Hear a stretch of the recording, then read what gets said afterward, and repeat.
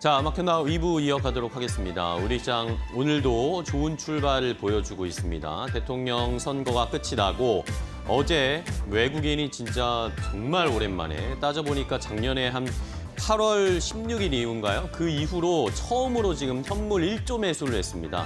그러면서 어제 지수가 많이 올라갔고 오늘도 역시 지수가 올라가면서 조금 전에 2,800선을 돌파했습니다.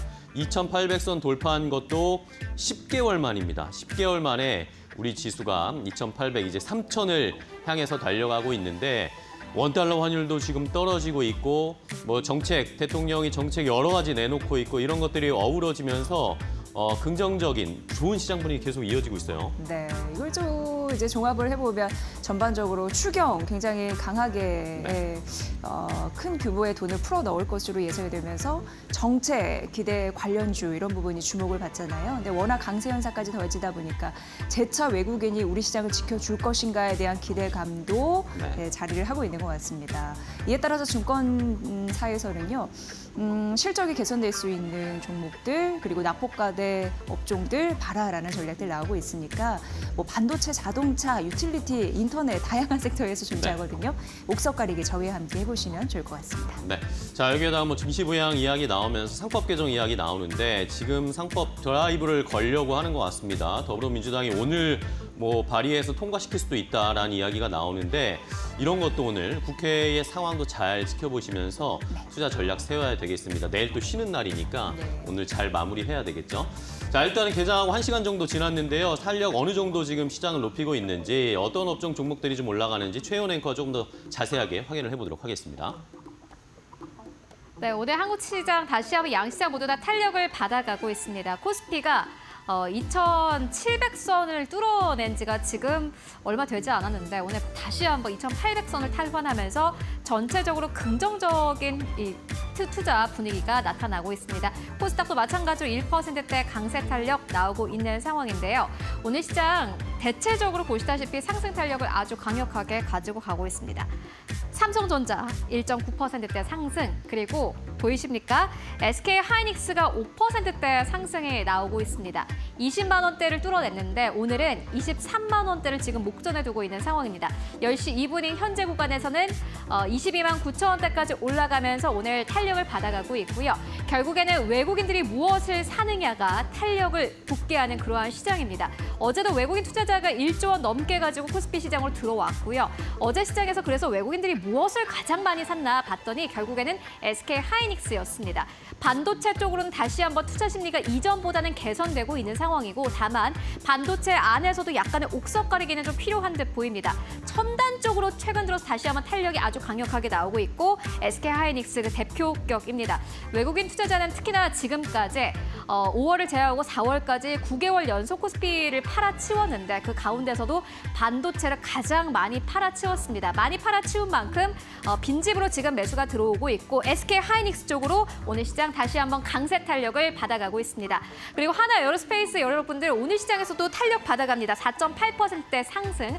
지금까지 한국 시장을 그래도 이끌어왔던 조방원 오늘 모두 다 강한 흐름 보여주고 있습니다. 하나 에어로스페이스도 강하고요. 한국항공우주도 오늘 시장에서 탄력 받아가고 있습니다. 다만 급하게 올라왔고 또 기대감이 컸던 만큼 오늘 시장에서는 쉬어가는 업종이 있는데 은행 쪽입니다.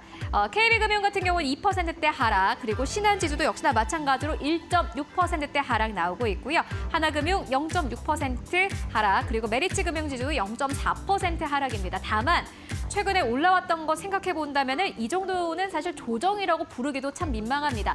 오늘 시장에서 약간의 눈치 보기 현재 거래가 되고 있다라고 보시면 될 것 같고요. SK헬스케어 3%대 상승, SK는 보시다시피 2%대 상승 흐름 나오고 있습니다. 여전히 SK 쪽으로는 오늘 시장에서도 투자 심리 살아있는 상황이고요. 또 많은 증권사에서는 지금 이제 새 정부가 들어섬에 따라서 앞으로 상법 개정이 되면은 SK가 가장 큰 수혜를 볼 것이다라는 아주 긍정적인 투자 의견을 낸 그러한 리포트도 있었습니다. 아무래도 오늘 시장에서 투자 심리 다시 한번 살아나는 듯 보이고요. 그리고 채권 원전 수주에 따라서 오늘 시장에서 원전주 강력하게 현재 탄력 받아가고 있는데 사실 장 초반 비교해선 탄력이 계속해서 좀 약해지고 있습니다만은 원전 같은 경우에는 긴 시선으로 보는 투자자들이 많은 것 같습니다. 이에 따라서 오늘 채권 원전 소식이 있었지만은 상한가에 직행하는 등 오히려 급격한 변화보다는 계속해서 조용히 잘 가는 나타나는 그러한 흐름을 보여주고 있습니다. 두산 에너빌리티 3%대 상승 나오고 있는 상황이고요. 그 이외에 오늘 시장에서 현대모비스도 2%대 상승 흐름 나오고 있습니다. LG 엔솔도 1%대 상승, 그리고 어제 또 크게 떨어졌던 업종이 있죠. 플랫폼 쪽인데 오늘 시장에서 네이버와 카카오가 1에서 3% 이상 강세 탄력을 받아가고 있습니다. 일단 코스피 안에서는 플랫폼 쪽이 잘 가고 있고 코스닥 내에서는 AI 소프트웨어 쪽으로 오늘 시장에서도 두 자릿수 이상의 급등 흐름을 나타내고 있는 것이 특징이라고 할 수 있겠습니다. 오늘 그리고 게임 쪽도 역시나 마찬가지로 탄력 받아가고 있고요. 어제까지 철강 쪽이 좀 크게 빠졌는데 오늘 다시 한번 철강 쪽이 다시 한번 반발 매수세가 들어오고 있습니다. 포스코홀딩스 4%대 상승 흐름 나오고 있고 포스코홀딩스뿐만이 아니라 오늘 시장에서 철강주들 대체적으로 상승 탄력 강하게 받아가고 있습니다. 현대차와 기아도 오늘 시장에서 2%대 상승 흐름 나오고 있는데요. 그렇다면은 코스닥 쪽은 현재 어떻게 움직이고 있을까요? 이어서 코스닥 만나보시죠. 네, 알테오젠도 역시나 마찬가지로 오늘 시장에서 약간의 조정입니다. 어제 급등 흐름이 나왔고 외국인들의 수급도 역시나 마찬가지로 코스닥 내에서 알테오젠이 거의 빨아들였습니다. 오늘 시장에 약간의 조정, 그리고 펩트론이 오늘 다시 한번 반대 흐름을 보이고 있는데요. 펩트론이 오늘 9시 9분쯤에 새로운 뉴스를 냈습니다. 본인의 홈페이지를 통해서 밝혔는데 일라이릴리와 현재 진행하고 있는 연구는 순항 중이다라고 밝히면서 장중한 때는 5%대 상승 나왔다가 다시 한번 2%대 상승으로 상승폭을 약간 줄여낸 상황입니다. 일단 시장에서는 일라이릴리가 펩트론이 아니어도 다른 고객사가 있다, 다른 파트너가 있다라는 어느 정도의 컨센서스가 좀 형성이 된 상황이고요. 이에 따라서 펩트론에 대한 투자 심리는 이전보단 좀 많이 약해졌습니다. 어제 하한가 직행했지만 오늘 반등 2%대에 그치고 있고 ABL바이오 1.7%대 상승, 그리고 오늘 제약바이오 안에서 사실 탄력이 가장 강한 쪽이 삼천당 제약입니다. 그리고 오늘 반도체 소부장 쪽도 아주 강력하게 움직이고 있는데 어제에 이어서 오늘까지 리노공업 보시다시피 7%대 상승, 테크윙도 5.6%대 상승 흐름 나오고 있고요. 오늘 2차 전지도 괜찮습니다. 에코프로 BM 4%대 상승 흐름 나오면서 오늘 전체적으로 코스닥 내에서는 반도체 소부장 쪽으로 강력한 상승 흐름이 나오고 있는 그런 상황입니다. 그렇다면 현재 지수는 어느 정도에서 움직이고 있을까요? 지수 상황도 만나보시죠. 네, 오늘 코스피 코스닥 양시장 보시다시피 탄력 강하게 받아가고 있습니다. 코스피는 2,800선, 2,811선까지 현재 올라서면서 계속해서 탄력을 붙여가고 있는 긍정적인 흐름 나타나고 있습니다. 코스닥도 1%대 가깝게 상승. 바로 수급 상황 만나보시죠. 결국에는 오늘 시장도 외국인 수급에 받쳐줘야 하는데 지금 개장한 지 1시간밖에 안 지났는데 코스피 안에서 외국인 투자자들 4천억 원 가깝게 사고 있습니다. 기관도 역시나 마찬가지로 250억 원 넘게 사고 있는 상황이고요. 결국에는 외국인 투자자들이 지금 시장에서 이 시점에서 어떠한 기업을 사는지 여러분들 계속해서 3시 반까지 면밀히 체크가 필요해 보입니다. 코스닥 쪽으로도 매매 동향 함께 정리해보고 가시죠. 네, 오늘 코스닥 내에서는 기관만 삽니다. 177억 원가량 현재 매수세 나타내고 있습니다. 일단 코스피 코스닥 양시장 모두 다 강세 탄력을 받아가고 있는데 그렇다면은 업종별로는 기업별로는 어떠한 업종과 기업에 지금 투자자가 관심을 가지고 있을까요? 이어서 싱크풀을 통해서 만나보시죠. 네, 시장의 분위기 지금 오늘 오시는 것처럼 계속 상승 탄력이 높아지고 있는 상황입니다. 어제, 오늘 외국인은 매수하는데 개인 투자자들은 팔고 있습니다. 여러분은 어떤 선택하실 겁니까? 잘 살펴보셔야 됩니다. 자, 시장을 움직이는 업종 이슈들 함께 싱크풀을 통해서 확인을 해보면 여전히 지금 이재명 대통령 취임 이후에 허니문 시즌이 계속 이어지고 있습니다. 어제, 오늘 이틀밖에 되지 않았지만 결국에는 대선 후에 대통령이 어떤 정책을 펼칠 것인가, 경제, 그리고 소상공인을 위한 정책들, 그리고 외교적인 정책들, 이런 여러 가지 산업정책 지금 마구 섞이면서 시장에서는 그런 기대감들이 끌어오르고 있는 상황이죠. 자, 일단은 지역화폐 이야기가 나옵니다. 추경의 규모가 어느 정도 될지 모르겠는데 여기 보시는 것처럼 35조 플러스 알파 이야기까지 나옵니다. 50조까지 갈 수 있다, 이런 이야기까지 나오는데 어쨌든 추경의 규모가 엄청날 것 같습니다. 이것의 효과, 과연 시장에 어떤 영향을 줄까요? 일단 가장 기본적으로 생각할 수 있는 것이 추경을 편성을 해서 그 돈을 일반 국민들과 아니면 소상공인, 어려운 지금 자영업자들에게 지원할 수 있는 그런 자금으로 투입될 가능성이 높은데 그런 형태가 이제 지역화폐 규모 형태로 지급될 가능성이 높기 때문에 어제에 이어서 오늘도 역시 일단은 이재명 대통령 취임 이후에 가장 강력한 테마로 지역화폐 테마가 가장 부상을 많이 받고 있습니다. 코나이 어제 상한가 가는데 오늘도 역시 강한 상승을 나타내고 있고요. 어느 정도의 추경이 편성될지 또 어느 정도의 속도로 추경이 편성될지 이런 것들을 잘 지켜보셔야 되겠습니다. 자, 이외에도 뭐 남북 경협 이야기도 좀 나오고 있습니다. 아직 뭐 이재명 대통령의 입에서 구체적인 남북 경협을 하겠다라는 이야기는 나오진 않았는데 어제 뭐 때마침 러시아의 인사가 북한을 방문해서 김정은을 만났다 이런 이야기가 나왔습니다. 뭐 푸틴의 지시로 러시아의 인사가 북한에 갔다고 하는데 뭐 한반도에 관련된 이야기 그리고 뭐 협력에 관련된 이야기 이런 것들이 언급이 됐다고 하고요. 그리고 어제 이재명 대통령이 첫 번째 인사를 지명을 했는데 안보실장이라든지 외교 관련된 인사들이 북한과의 관련된 인사들이 좀 포함됐다라는 지금 시장의 해석들이 나오고 있습니다. 이러다 보니까 앞으로 순차적으로 국정이 좀 안정되고 나면 북한과의 대화가 이루어질 수 있을 것이다라는 기대감이 미리 형성이 되고 있는 것 같아요. 이러면서 아직 구체적인 남북 협력 관련된 이야기는 없었습니다. 그런데 일단은 미리 기대감으로 남북 경협주들이 상승 탄력을 나타내고 있는 모습입니다.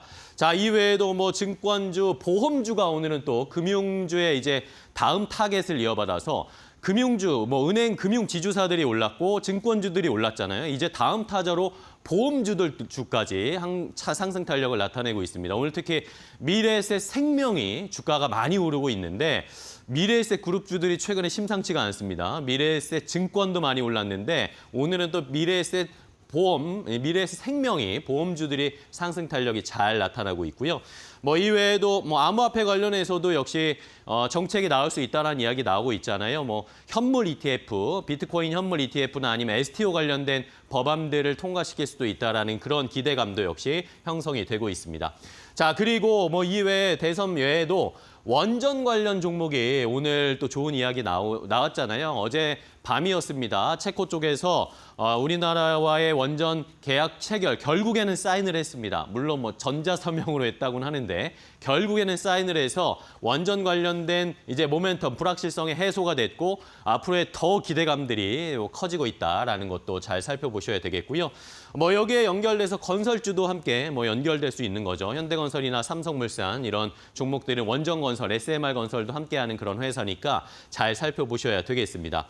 자, 조선주가 오늘 또 잘 갑니다. 어제 쉬었던 조선방산이 오늘은 다시 다음 타자를 이어받으면서 상승세를 나타내고 있어서 뭐 지금 전반적으로 대통령 선거 이후에 전반적으로 모든 업종이나 종목들이 기대감이 많이 커지고 있는 상황이다라는 것을 우리 시청자분들이 잘 살펴보셔야 됩니다. 그런 의미에서 외국인은 사고 있는데 개인은 지금 이만큼 오른 거에 팔고 있다라는 것을 잘 한번 다시 생각을 해보셔야 되겠습니다. 자, 그럼 첫 번째 이슈 먼저 자세하게 확인해 보겠습니다. 원전 관련된 이야기 아까 살짝 해드렸는데 자, 체코 원전 작년에 결국에는 체코가 우리나라를 선택한 것을 좋은 뉴스로 전해드리고 나서 계속 지금 여러 가지 우여곡절들이 있었습니다. 미국에서도 자꾸 태클을 걸었고 프랑스에서도 자꾸 태클을 걸었던 모습인데 어쨌든 결국에는 우리나라의 팀 코리아가 26조 원의 체코 두바니코 원전 최종 계약을 완료했습니다. 이제 사인을 마쳤습니다. 그러니까 불확실성이 사라진 것이죠. 자, 이러면서 지금 신규 원전 건설 계약 중단하도록 했던 뭐 지방법원, 체코 지방법원의 가처분 결정을 체코의 최고법원, 최고중앙법원이라고 할 수 있는 최고법원에서 이것을 가처분 결정을 취소했습니다. 그러니까 우리나라와 체코가 사인해도 된다라고 결정을 내려준 겁니다. 자, 이러면서 우리나라가 이제 두바니코 원전 5호, 6호 건설 사업에 최종 계약을 체결했고요.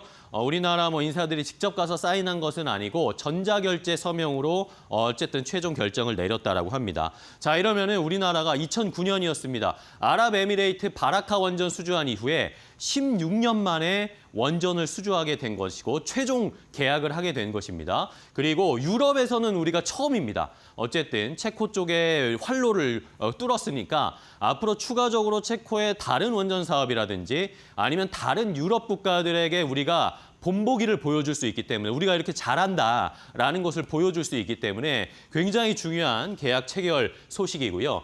자, 이렇게 되면 우리나라 팀 코리아가 설계부터 시공까지 총괄해서 사업을 진행하게 됩니다. 이 규모가 26조 원이라는 것이고요. 여기에 연관된 우리나라 기업이 20, 30여 개의 기업들이 함께 연결될 수 있다라는 기대감들 때문에 시장에서는 이제 앞으로 원전에 대한 추가 수주 기대감이 더 커지고 있는 상황입니다.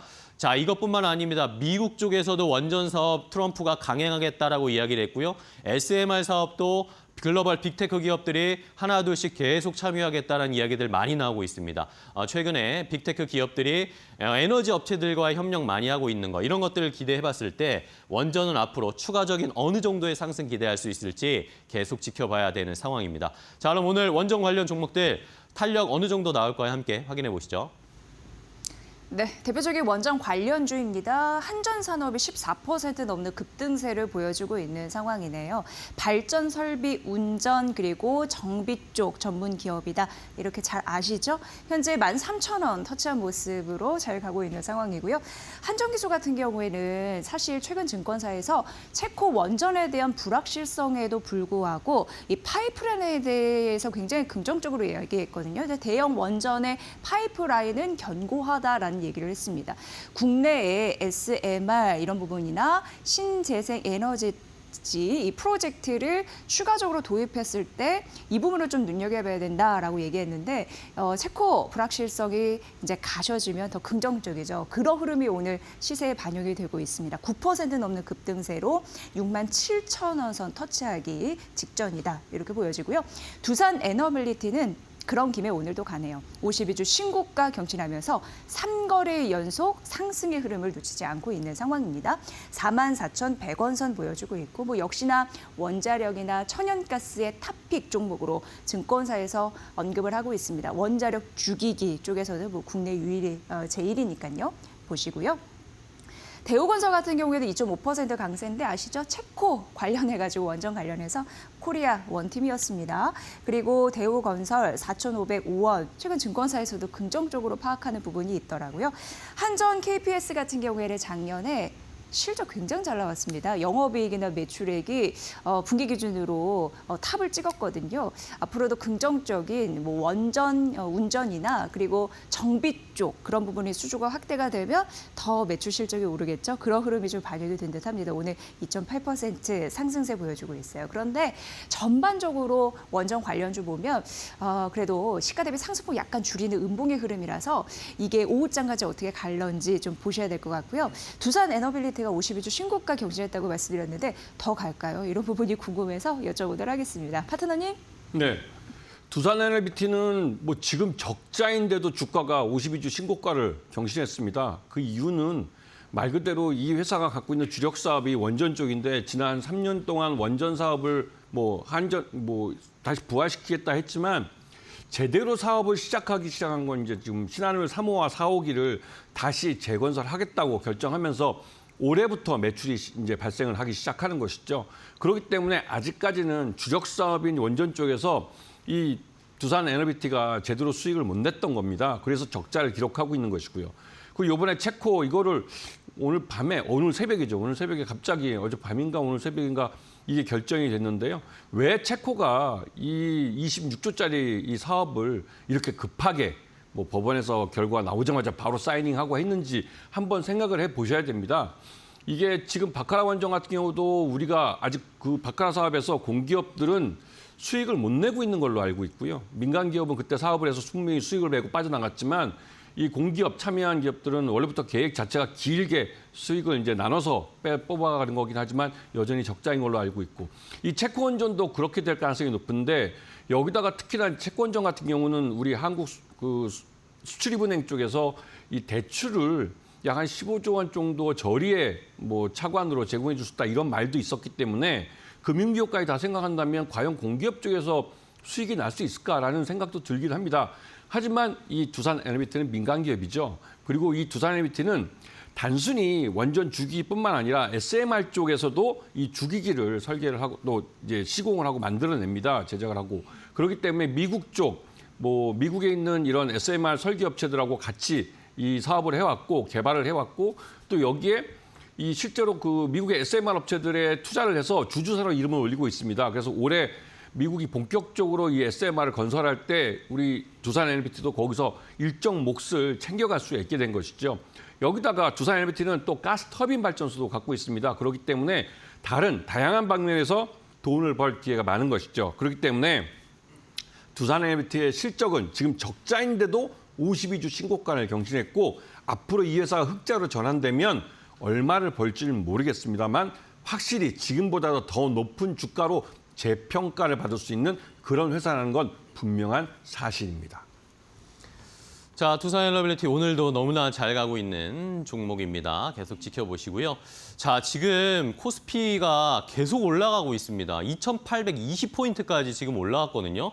탄력이 점점 좋아지고 있는 상황인데 뭐 아무래도 여러 가지 기대가 있겠지만 새로운 대통령, 이재명 대통령이 취임하면서 강력한 의지를 가지고 추진하는 것이 바로 주식시장의 건전화, 주식시장의 선진화 이것을 추구하고 있는 상황인데 그것의 방법으로 여러 가지가 있는데 그중에 상법 개정안을 통과시켜서 상법 개정을 하겠다라는 것이 굉장히 중요한 포인트로 어쨌든 대선 때부터 계속 이야기가 나왔습니다.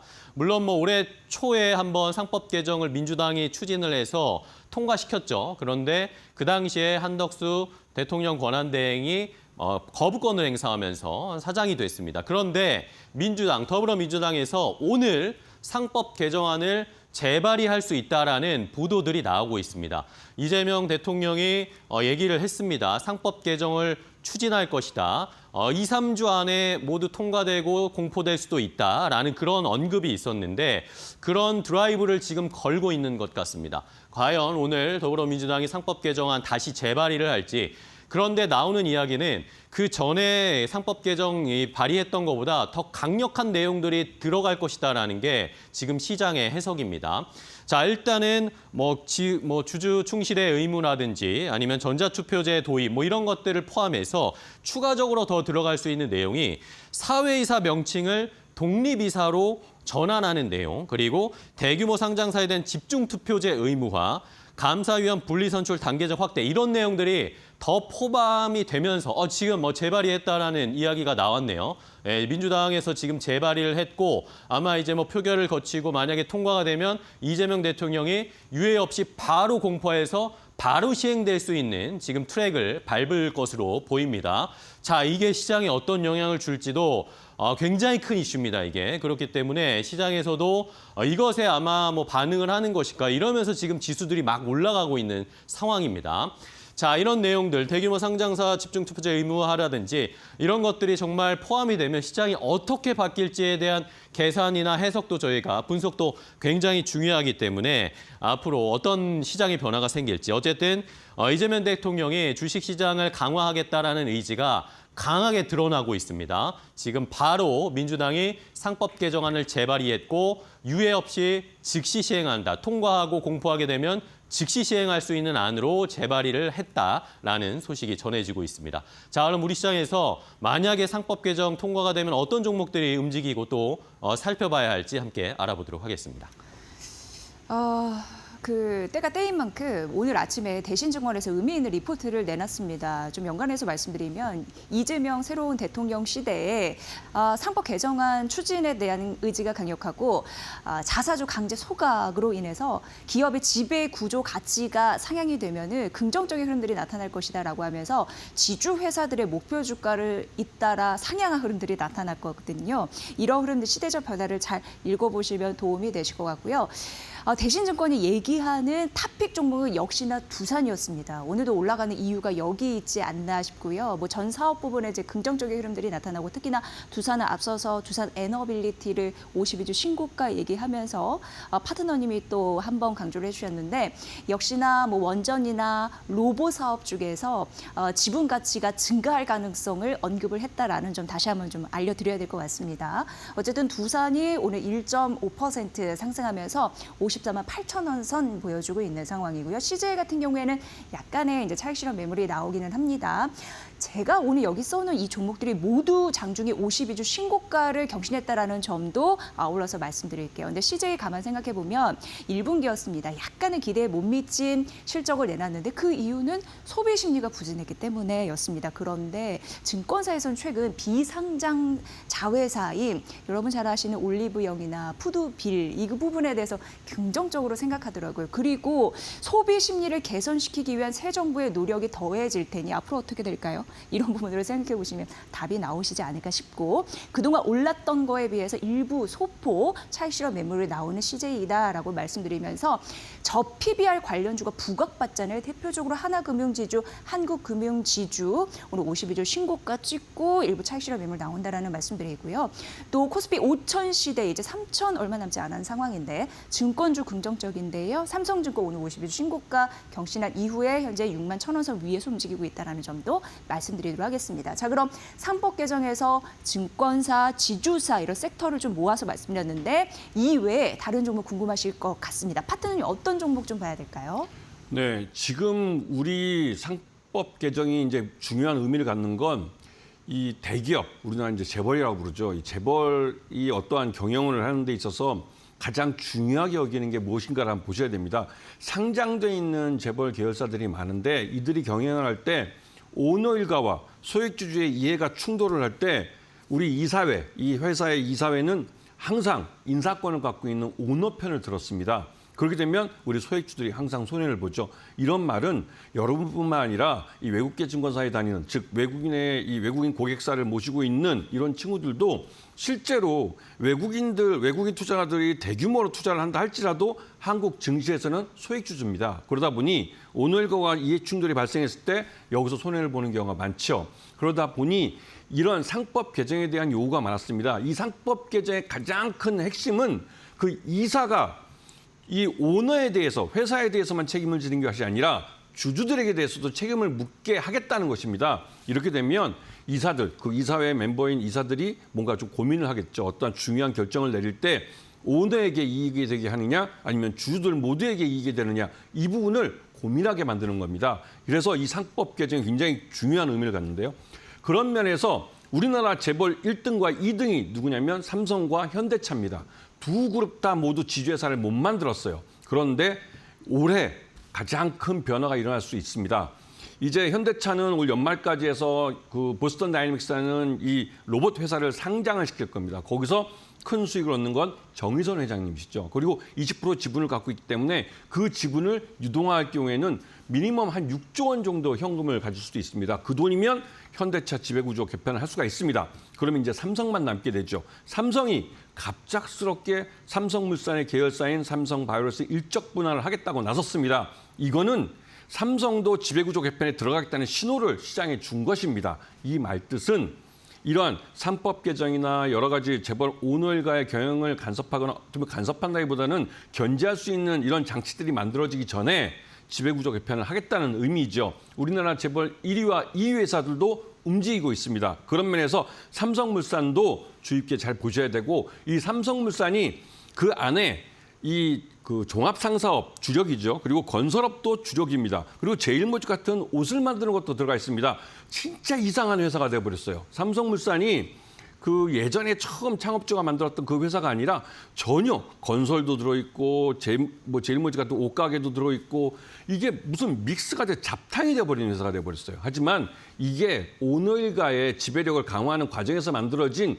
이상한 구조입니다. 그래서 이거를 보다 뚜렷하게 종합상사는 종합사상대로 가고 건설은 건설대로 가고 또 이렇게 이것을 새로 재편할 수 있는 그 길이 이러한 상법 개정을 통한 지배구조 개편에 있는 것입니다.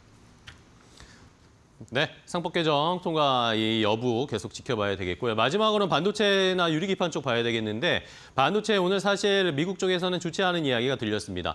미국의 러트닉 상무장관이 반도체법 보조금 재협상하고 있다. 들여다봤더니 이 반도체 보조금 지급하는 게 너무나 관대하게 되어 있다. 바이든 대통령 정부 때 그렇게 만들어놨다. 그래서 재협상해야 된다라는 언급을 했습니다. 그럼 자연스럽게 우리나라 삼성전자, SK하이닉스가 떠오를 수밖에 없잖아요. 삼성전자 같은 경우에는 한 6조 5천억 원, SK하이닉스는 한 6,300억 원 정도의 보조금 미국에서 받기로 되어 있었는데 미국에 공장 짓고 하는 것에서 근데 이게 아마 줄어들 가능성. 근데 이게 뭐 예전에도 계속 이야기가 나오긴 했습니다. 트럼프 대통령이 취임할 당시에 보조금 줄이겠다 이야기 나오면서 미리 반영이 됐던 것이기도 했기 때문에 오늘 오히려 이런 이슈보다는 지금 뭐 시장 전반적으로 좋은 흐름을 받으면서 삼성전자, SK하이닉스는 보조금 없어도 주가는 가고 있습니다. 이런 상황이고요. 오늘 유리기판 관련된 종목들도 좋은데 삼성전기가 애플과 반도체형 글래스 기판 공급 협의를 하고 있다. 글래스 기판, 유리로 된 기판 관련해서 협의를 하고 있다는 소식이 전해지면서 역시 유리기판 관련된 종목들도 오늘 좋은 흐름 나타내고 있는데요. 자, 그럼 반도체나 유리기판 관련된 종목들 주가 흐름도 함께 체크해 보겠습니다. 네, 우려에도 불구하고 잘 갑니다. 삼성전자 6거래일, SK하이닉스, SK하이닉스 3거래 연속 올라가고 있고 외국인의 매수세가 두 종목 다 3거래 연속 붙고 있다는 점 말씀드릴게요. 그리고 무엇보다도 한빛레이저, 필옵틱스, PI 같은 경우 유리기판 관련주인데 한빛레이저는 레이저 기술력, 그리고 필옵틱스는 레이저 장비 기술력, PI는 검사 장비 기술력 이렇게 보시면 될 것 같습니다. 오늘 반도체 유리기판 관련주는 시가 대비 상승폭 높이는 양봉의 흐름이라는 거 말씀드리면서 뭘 봐야 할지 종목 선택 가보도록 하겠습니다. 파트너님.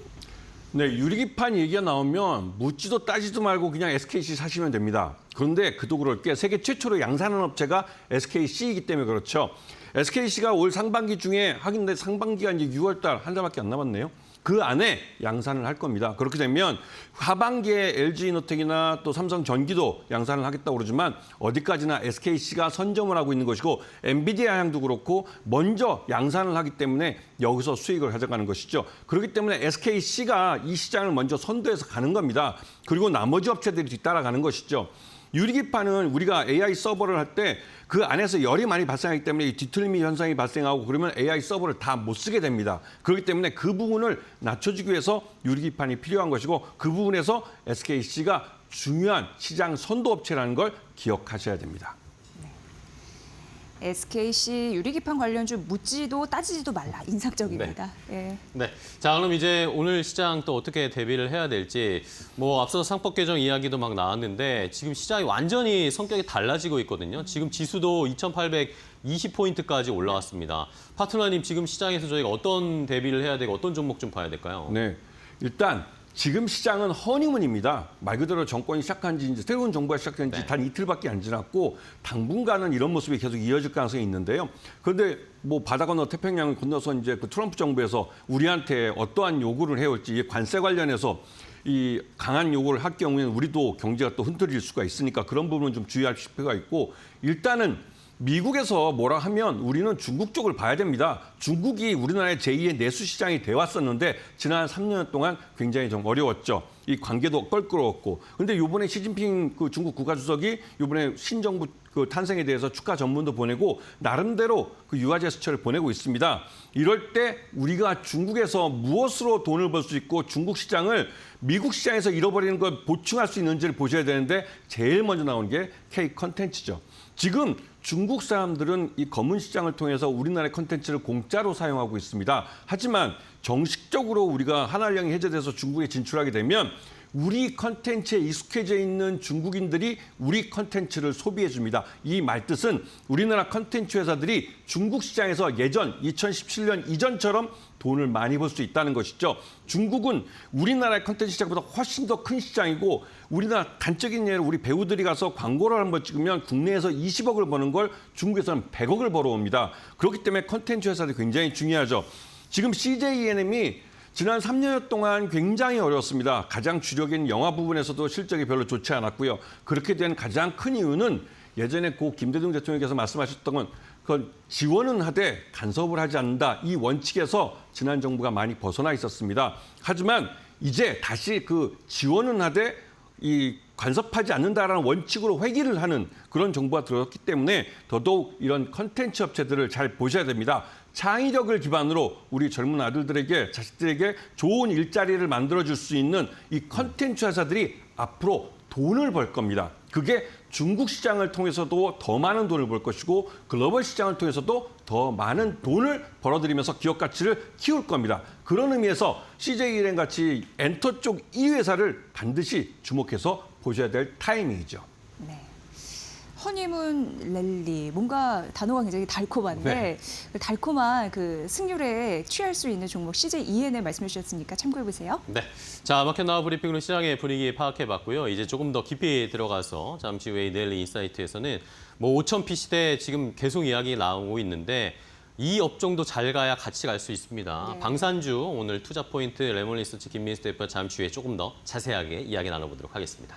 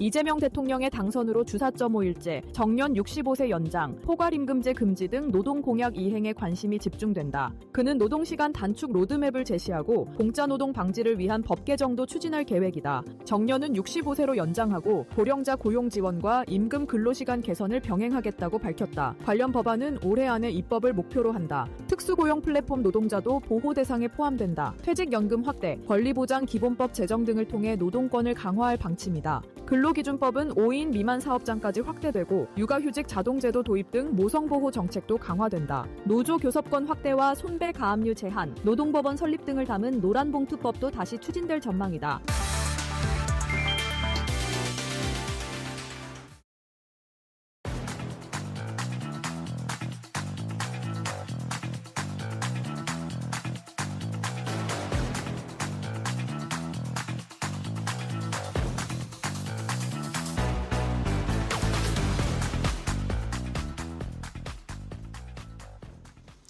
자, 시장에 한 걸음 더 깊이 들어가서 투자 아이디어 앞으로의 방향성 찾아보도록 하겠습니다. 오늘 레몬리서치의 김민수 대표와 함께 이야기 나누겠습니다. 안녕하세요, 대표님. 안녕하십니까. 네, 반갑습니다. 네. 자, 대표님 오늘 뭐 시장이 잘 갑니다. 새로운 대통령이 취임하고 나서 뭐 허니문 기간이라고 치더라도 단기간에 강하게 지금 올라오고 있어요. 외국인 수급도 너무나 잘 들어오고 있고 어떻게 뭐 짜고 친 것처럼 갑자기 또 외국인 수급도 많이 들어오고 뭐 여러 가지 이슈들이 있습니다. 새로운 산업 정책에 대한 이야기 그리고 뭐 상법 개정에 대한 이야기도 있고 이러면서 상승 탄력이 계속 높아지는데 대표님 3천 금방 가겠는데요? 2주 전에 저희 주가가 얼마인지 아십니까? 그쵸. 예. 그 정도에서 지금 거의 300포인트, 250포인트 네, 정도 200 가까이 넘었어요. 예. 200포인트 넘게 올랐죠. 한 10%가 주가가 쫙 올라가고 있는 이 마당에 우리 앵커진 기자는 괜찮으십니까? 묻지 예. 말아주세요. 네, 넘어가겠습니다. 예.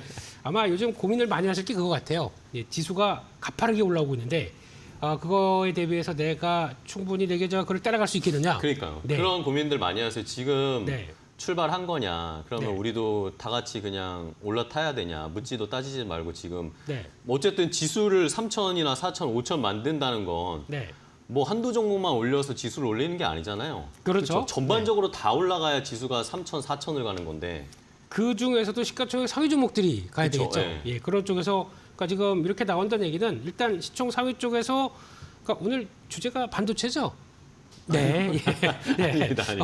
예, 시가총액 상위 종목 쪽에서 네. 어떻게 이제 가장 정체됐다고 보는 쪽들이 좀 힘을 더 내줘야 되는 거고 그러다 보니까 반도체 쪽에서도 뭐 하이닉스는 워낙 탄력적이고 삼성전자까지도 같이 궤를 맞춰준다. 네. 그리고 또 그전에는 금융주 쪽들이 쭉 움직이다가 반도체 움직이면 쉬잖아요. 네. 그런 가운데 또 이제 자동차까지 또 빈틈을 맞춰준다라고 하다 보니까 이런 곳곳에 좀 정체됐던 곳들이 다시 일어나기만 시작하게 되면 이렇게 빠르게 올라오는구나라는 쪽도 해석을 해야 되겠죠. 그러니까 지금 정체됐던 거 안 갖고 있게 되면은 네. 지금 시장에 대비해서 그렇게 또 어떤 수익이 같이 안 난다라고 보는 게 맞겠죠. 네, 그런 쪽에서 오늘 또 한 2, 3일 동안 또 빠르게 올라갔다고 또 이제 나 그저 왜 안 올라가라고 생각하시는 것보다 그 정도에서 어차피 시장 올라가게 되면 또 한쪽이 강하게 올라갔다 그러면 쉬었던 것도 다음으로 올라오겠죠.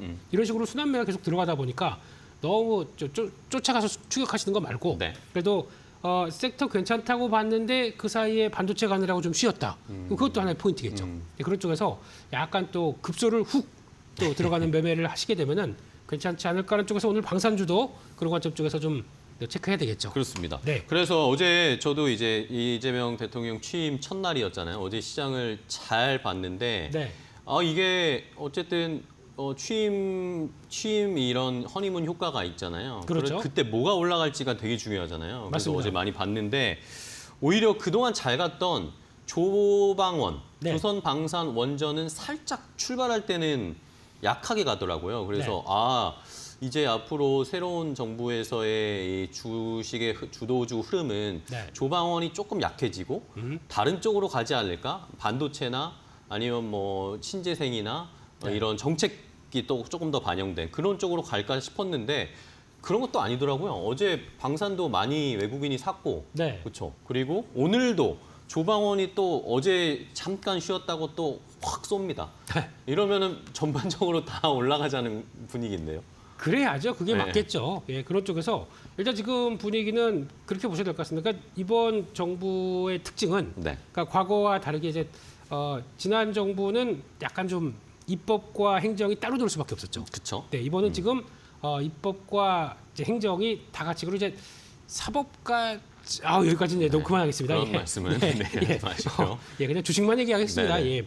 정치 방송 아니잖아요. 저희. 네네. 예. 그러니까 이쪽에 같이 집중되다 보니까 어떤 정책의 방향이 나온다. 그쵸. 거기다가 결정하고 자금을 쏟아붓는다. 아주 유기적으로 강하게 나올 수가 있기 때문에 정책 테마와 관련된 쪽들은 그러니까 그래서 원래는 일반적으로 세론이 나오는데 세론이 그러니까요. 나오는 게 아니라 네. 오히려 지금 그러니까 뭐 오늘도 당장은 뭐 또 지금 상법 개정 관련된 쪽들이 뭐 개정되는 네네. 이제 입법 시도한다라는 쪽에서 얘기가 나오다 보니까 잠깐 이제 과정 때문에 좀 약간 주춤하는 모습들이죠. 그쵸. 네, 그런 관점으로 보게 되면 정책이 뭐 한쪽으로 가기 시작하고 자금이 들어오면서 어떤 레벨업을 시도하는 여러 가지 과정들은 충분히 나올 수 있다라고 보면서 대가는 게 맞겠죠. 그러다 보니까 그러면 거기 섹터에 맞느냐? 오늘 주제인 방산도 그와 궤를 같이 하겠느냐? 네. 지난 정부 쪽에서 많이 역점을 끌었다고 하더라도 역시나 이번 정부에서도 어떤 정책적인 지원에 그리고 또 육성책들이 강하다 보니까 네. 이쪽도 해당된다라고 봐야 되는 게 맞겠다고 봐야겠죠. 네. 자, 이러면서 어쨌든 지금 뭐 취임한 지 뭐 이틀밖에 되지 않은 상황인데 뭐 어쨌든 경제의 총력을 일단 1순위는 경제 살리는 거에 총력을 집중하겠다라고 공언을 했으니까.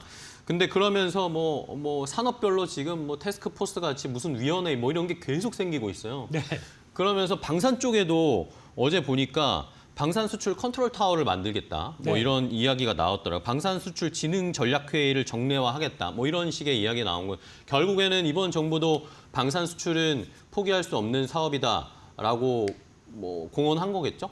그렇습니다. 왜냐하면은 잘하고 있기 때문에 네. 이거를 잘하고 있는데 거기다가 뭐 그냥 그냥 안 되겠어. 그쵸. 뭐 그냥 알아서 해 이런 쪽이 아니라 그러니까 어떻게 보면은 방산 아까 좀 약간 미묘할 수도 있지만 네. 방산 쪽은 계속 또 잘하고 있으니까 그래서 키우겠다는 내용들과 또 이거를 원자력하고도 연결시킬 수가 있습니다. 그런가요? 예, 원자력 같은 경우도 어떻게 보면 이번에 정부의 성격이 신재생 쪽으로 밀고 가겠다는 게 가장 주된 모습들인데 네. 원자력도 지난 정부에 이제 좀 그림자가 있다 보니까 그거를 또 강하게 키우겠다라고는 못 하는데 그런 쪽에서 그래도 이쪽에 막 이제 수주하고 좀 성과를 막 내고 있는데 거기다가 또 뭘 발을 뺀다. 이건 좀 이상하잖아요. 선물을 끼얹을 수는 없죠. 그렇죠. 그러다 보니까 이쪽도 계속 케어하겠다. 특히 이제 그러면서 원자력도 이제 SMR 쪽으로 얘기가 막 나오면서 그쪽에 대한 관심도가 높아지는 것도 당연히 그런 관점으로 봐야 되겠죠. 굳이 네. 잘하는 거 가지고 거기다가 애써 그냥 안 봐라고 하진 않겠다는 얘기에 충분한 어쨌든 내용들이라고 봐야 실용주의를 되고요. 지금 내세우고 있으니까. 그렇- 예, 예. 그렇죠. 예, 예. 실용주의, 야, 예, 그렇습니다. 예, 좋은 내용들이죠. 네. 네. 그러다 보니까 돈 되는 거 그리고 또 그 상황에 맞게 계속 변신하면서 해가겠다는 쪽인데 네. 특히 이제 이번에 얘기 나왔던 것 중에서 미래 성장 동력이라고 4가지를 네네. 꼽았었는데 그 중에 첫 번째가 반도체, 2차 전지, 미래차. 2차 전지랑 미래차랑 거의 이제 약간 좀 네, 미래차의 같이 개념이 하는 거죠. 약간 모빌리티라고 보시면 그쵸. 됩니다. 네. 거기다가 방산까지. 그래서 4개 쪽을 역점적으로 바라보겠다라고 하는 쪽들을 이제 계속 또 확인된 거고요. 네, 그런 쪽에서 K방산 4대 강국으로 도약. 예, 근데 가능은 합니다. 만약에 수출 지표들이 수주가 나온 것과 이게 이제 네네. 실적의 성자 반영돼서 나오는 변화를 본다라고 네. 하게 되면은 4대 강국이 뭐 멀지는 않은 것 같습니다. 4대 강국이면 그 위에 세 개는 어느 나라입니까? 뭐 미국, 미국. 예, 또 중국, 러시아, 예, 그렇죠. 그렇게 4대 강국에 예. 되겠다. 네. 거기다가 이제 프랑스나 독일이 이제 막 이제 치고 네. 올라올 텐데 그거 됐고 우리가 이제 진입하겠다라는 쪽들. 근데 3위랑 차이가 좀 많이 날 겁니다. 그런 예. 것 같아요. 그럼에도 불구하고 어. 가겠다라는 쪽들이고 그 기반은 벌써 이제 국내 한 7대 방산 기업들이 수주잔고 짰다 보니까 네. 한 100조까지 들어왔다. 이거는 기반이 되는 거죠. 네, 그러면 잘하고 있는데 거기다가 조금 또 그리고 나머지 국가들이 또 한국 방산에 대해서 관심이 많아요. 네네네. 네, 그러면은 일단 물 들어올 때 노젓자 그런 입장 쪽에서 이렇게 나가고 되면은 또 하나가 이제 중요한 게 지금 저희가 MRO라는 거 있지 않습니까? 네, 그렇죠. 예, 보수. 유지 보수하는 네. 관점 쪽에서 이게 처음에는 조선 해군 쪽으로만 나왔는데 그러니까 공군 쪽으로도 지금 나오고 있잖아요. 이게 공군이 끝일까요? 네. 아. 네. 육해공 다 할 수 있다. 육해공 다 할 예. 수 있다. 우리가 뭐 육군에 뭐 떨어지는 거 뭐 있냐? 그쵸. 네. 예. 그러다 보니까 이쪽도 같이 진입한다. 그러니까 즉 아. 이게 강점이 뭐냐면은 제조업 쪽의 기반이 충분히 어느 정도 좀 올라와 있고 네. 그리고 좀 적기적소에 이쪽을 그냥 만약에 독일처럼 한 4, 5년 동안 팽개쳐놓고 안 보고 있었다. 그리고 또 독일 같은 경우는 2차 세계대전 이후 거의 뭐 전비에 대해서는 완전히 네네. 제외를 시켰던 모습들이기 때문에 여기서 다시 뭔가를 변화시킨다. 아주 시간이 많이 걸립니다. 근데 저희는 근데 충분히 북한과의 대치되는 과정들이 있다 보니까 어느 정도 좀 준비가 된 상황들이죠. 거기서 뭔가를 한다라고 하게 되면 미국은 동맹을 찾을 수밖에 없지 않습니까? 그쵸. 근데 일본도 마찬가지로 2차 세계대전 때 그 이후로 자위대 빼고는 또 그쵸, 제대로 그쵸, 예. 대응한 게 없다 보니까 그러면 어느 정도 좀 대비가 된 나라가 어딜까? 한국이죠. 그러다 보니까 이쪽으로 MRO 쪽을 조금만 더 육성해서 또 키워놓기 시작하게 되면 할 일이 많다. 이런 쪽으로 가는 것도 전차 수리 같은 것도 중요한 거 아닙니까? 그렇죠. 네, 헬기 수리 이런 거 다 할 수 있겠죠, 저희가. 네, 그러다 보니까 특히 이제 동북아 쪽에서 그래도 거점이라고 할 수 있는 네. 이제 중국하고 딱 맞닿아 있는데 거기서 뭐 작전 실행하다가 여기 와서 수리한다. 딱 좋은 거죠. 그러다 보니까 가능성은 높다는 게 지금 정부의 판단이라고 생각합니다. 네, 참 이게 신기한 것이 우리가 결국에는 따지고 보면 다 만들고 있어요. 자주포도 만들고 있고 전투기도 만들고 있고 뭐 물론 성능이 미국과의 차이는 있지만 네. 그리고 뭐 이제 뭐 군함도 만든다고 하고 있고 하는 걸 보면 그럼 자연스럽게 뭐 자주포도 만들고 하니까 자연스럽게 만드니까 수리를 할 수 있는 거니 할 수 있게 되는 거죠. 그렇죠. 네. 그러면 방산주를 사야 되는데 그러네. 왜 지금까지 우리는 가만히 있었을까? 예. 근데 이거는 재작년부터 한국 방산주 봐야 된다라고 해외 투자은행들도 얘기를 많이 했었잖아요. 근데 그 당시에는 저희가 간과하고 있었는데 되게 특이한 게 그 글로벌 이제 회사 리포트를 쭉 네. 보게 되면은 방산 쪽 얘기 나는데 한국 쪽이 꼭 들어가 있어요. 그러니까요. 예, 대표 주자들이 꼭 들어가 있고 그때도 뭐 한 올해 초 같은 경우도 그러니까 유럽에서 방산 쪽 키운다 그래서 GDP의 뭐 3.5%까지 이렇게 끌어올린다라고 했을 때 그때 그러면 유럽 쪽을 봐야 될 거 아닙니까? 그러니까요. 근데 한국 쪽에 그때 제 기억으로는 목표 주가를 40% 현대로템 같은 거 올려버리더라고요. 네. 네, 그런 거 봤을 때는 그들이 그러면 반사이라고 그러죠. 네. 네. 준비된 국가가 어딨냐 이런 쪽에 대한 문의를 계속하면서 들어온다고 하게 되면 그런 거 얘기할 때 알아봤어야 되는데 예, 여기까지 오는데 이제 속상한 거죠. 많이 올랐으니까 안 봤다. 이것도 또 문제가 된 거죠. 그러니까요. 네. 그러면서도 최근에 이제 대선 끝나고 나서도 해외 투자은행들이 한국 요즘 뭐 적극 매수 리포트 막 내던데 네. 그 안에도 방산은 무조건 들어가 있더라고요. 들어가 있습니다. 네. 네. 이게 왜 그러냐면은 일단 아까 잠깐 수주 잔고 얘기를 드렸잖아요. 네네네. 그러니까 일단 그냥 단순하게 뭐 그럴 것 같아. 그래서 이제 수주 많이 받을 것 같아. 이런 쪽에 스토리만 갖고 있었으면은 아마 변동성이 무지 컸을 겁니다. 네네. 올라갔다가 빠졌다가 올라갔다가 이제 기대감만이니까요. 근데 그게 아니라 수주 잔고가 바탕이 돼서 우리 이렇게 해 왔어요라고 네. 하는 기본이 있고 거기다가 그러면 이 기계 같은 이런 중후 산업 쪽에서는 네네. 일단 수주를 받아서 실적이 이렇게 쫙 늘어난다. 그럼 이럴 때 원래 팔아야 됩니다. 조선 쪽에서 똑같은 그쵸, 예. 내용이죠. 예. 고퍼에 샀다가 저퍼에 판다. 네네. 이렇게 되면 막 실적 막 되고 이제 수주 잔고가 있다 보니까 그거 가지고 실적 나오게 되면 팔아야 됩니다. 하지만 수주 산업이라는 특성 때문에 네. 이게 여기서 수주 잔고 100조로 끝날 것이냐. 그러니까 이게 만약에 수주 받은 거 납품하게 되면 매출이 반영되는 거 끝. 네. 그러면 그게 점점 더 반응이 없다 그러면 수주 잔고가 줄어들겠죠. 그러면 실적은 이제 다시 하향화 될 텐데 그게 아니라 수주가 계속 보강되기 시작한다. 네. 그러면은 지금 나오는 수주 잔고가 계속 유지가 되거나 더 업사이드가 된다. 네. 그러면 주가는 더 레벨업이 될 수 있는 실적의 기반들이 될 수 있는 쪽이다라고 하는 쪽에서 조선도 마찬가지지만 방산도 그런 논리 쪽에서 네. 그러니까 지금은 따질 수 있는 게 계속 수주할 수 있겠느냐 이것만 보면 됩니다. 그러면 그거 뉴스 나올 때마다 잠깐은 세론이 나오겠지만 네. 계속 체크해 가야겠죠. 그러면은 뭐 퍼 이야기 해주셔가지고 말 나온 김에 네. 저도 이 방산 우리나라 방산 빅4에 퍼 찾아봤거든요. PER 찾아봤는데 하지 마세요. 깜짝 놀랐습니다. 무섭습니다. 진짜. 예. 하나에어로스페이스는 그나마 뭐 좀 나은 편인데 17배, 네. 현대로템 33배, 네. LIG 넥슨 40배, 한국항공우주 51배입니다. 네. 근데 이게 지금 수익 대비해서 네. 이 퍼가 이렇게 나오는데 네. 고평가가 아니라고 할 수가 없잖아요. 그렇죠. 이제 실적 대비한 것만 따져서 그러신데 네. PBR로 한번 보셨습니까? PBR은 어느 네, 정도입니까? PBR 대충 보게 되면 7배, 5배 다들 이렇게 돼 있습니다. 그러니까요. 네. 그러니까 이거를 접근을 못 하겠는 겁니다. 요 논리를 그대로 따져서 가기 시작하게 되면은 네. 한때 이제 그런 거 한번 보실 수 있죠. 그 한때 SK하이닉스가 네네. 예, 주가가 이제 뭐 6만 원, 7만 원대 있다가 한 20만 원대가 쭉 올라오다 보니까 네. 그러니까 실적은 이제 HBM 가지고 나올 것 같다라고 하지만 그때 네. 당시에는 퍼가 높았습니다. 그쵸. 네. 그래서 그때 많이 나왔던 얘기가 한 15만 원쯤 가니까 나왔던 얘기가 아니 삼성전자 사이지 이렇게 되면 저평가인 그쵸, 삼성전자 예. 사이지 헤닉스 매도 일반적인 논리로 네. 그렇게 가죠. 10원에 파는 사람들 25만, 24만 원대까지 갈 때 다 손가락 빨고 있었습니다. 그런 논리죠. 그쵸. 네, 그렇다는 얘기는 뭐냐면은 고퍼가 무조건 이렇게 비싼데라고 이게 그러니까 딱 정해져서 지금 상황에서 끝나는 게 아니지 않습니까? 네. 아까 말씀드렸듯이 고퍼에서 사서 저퍼에 판다.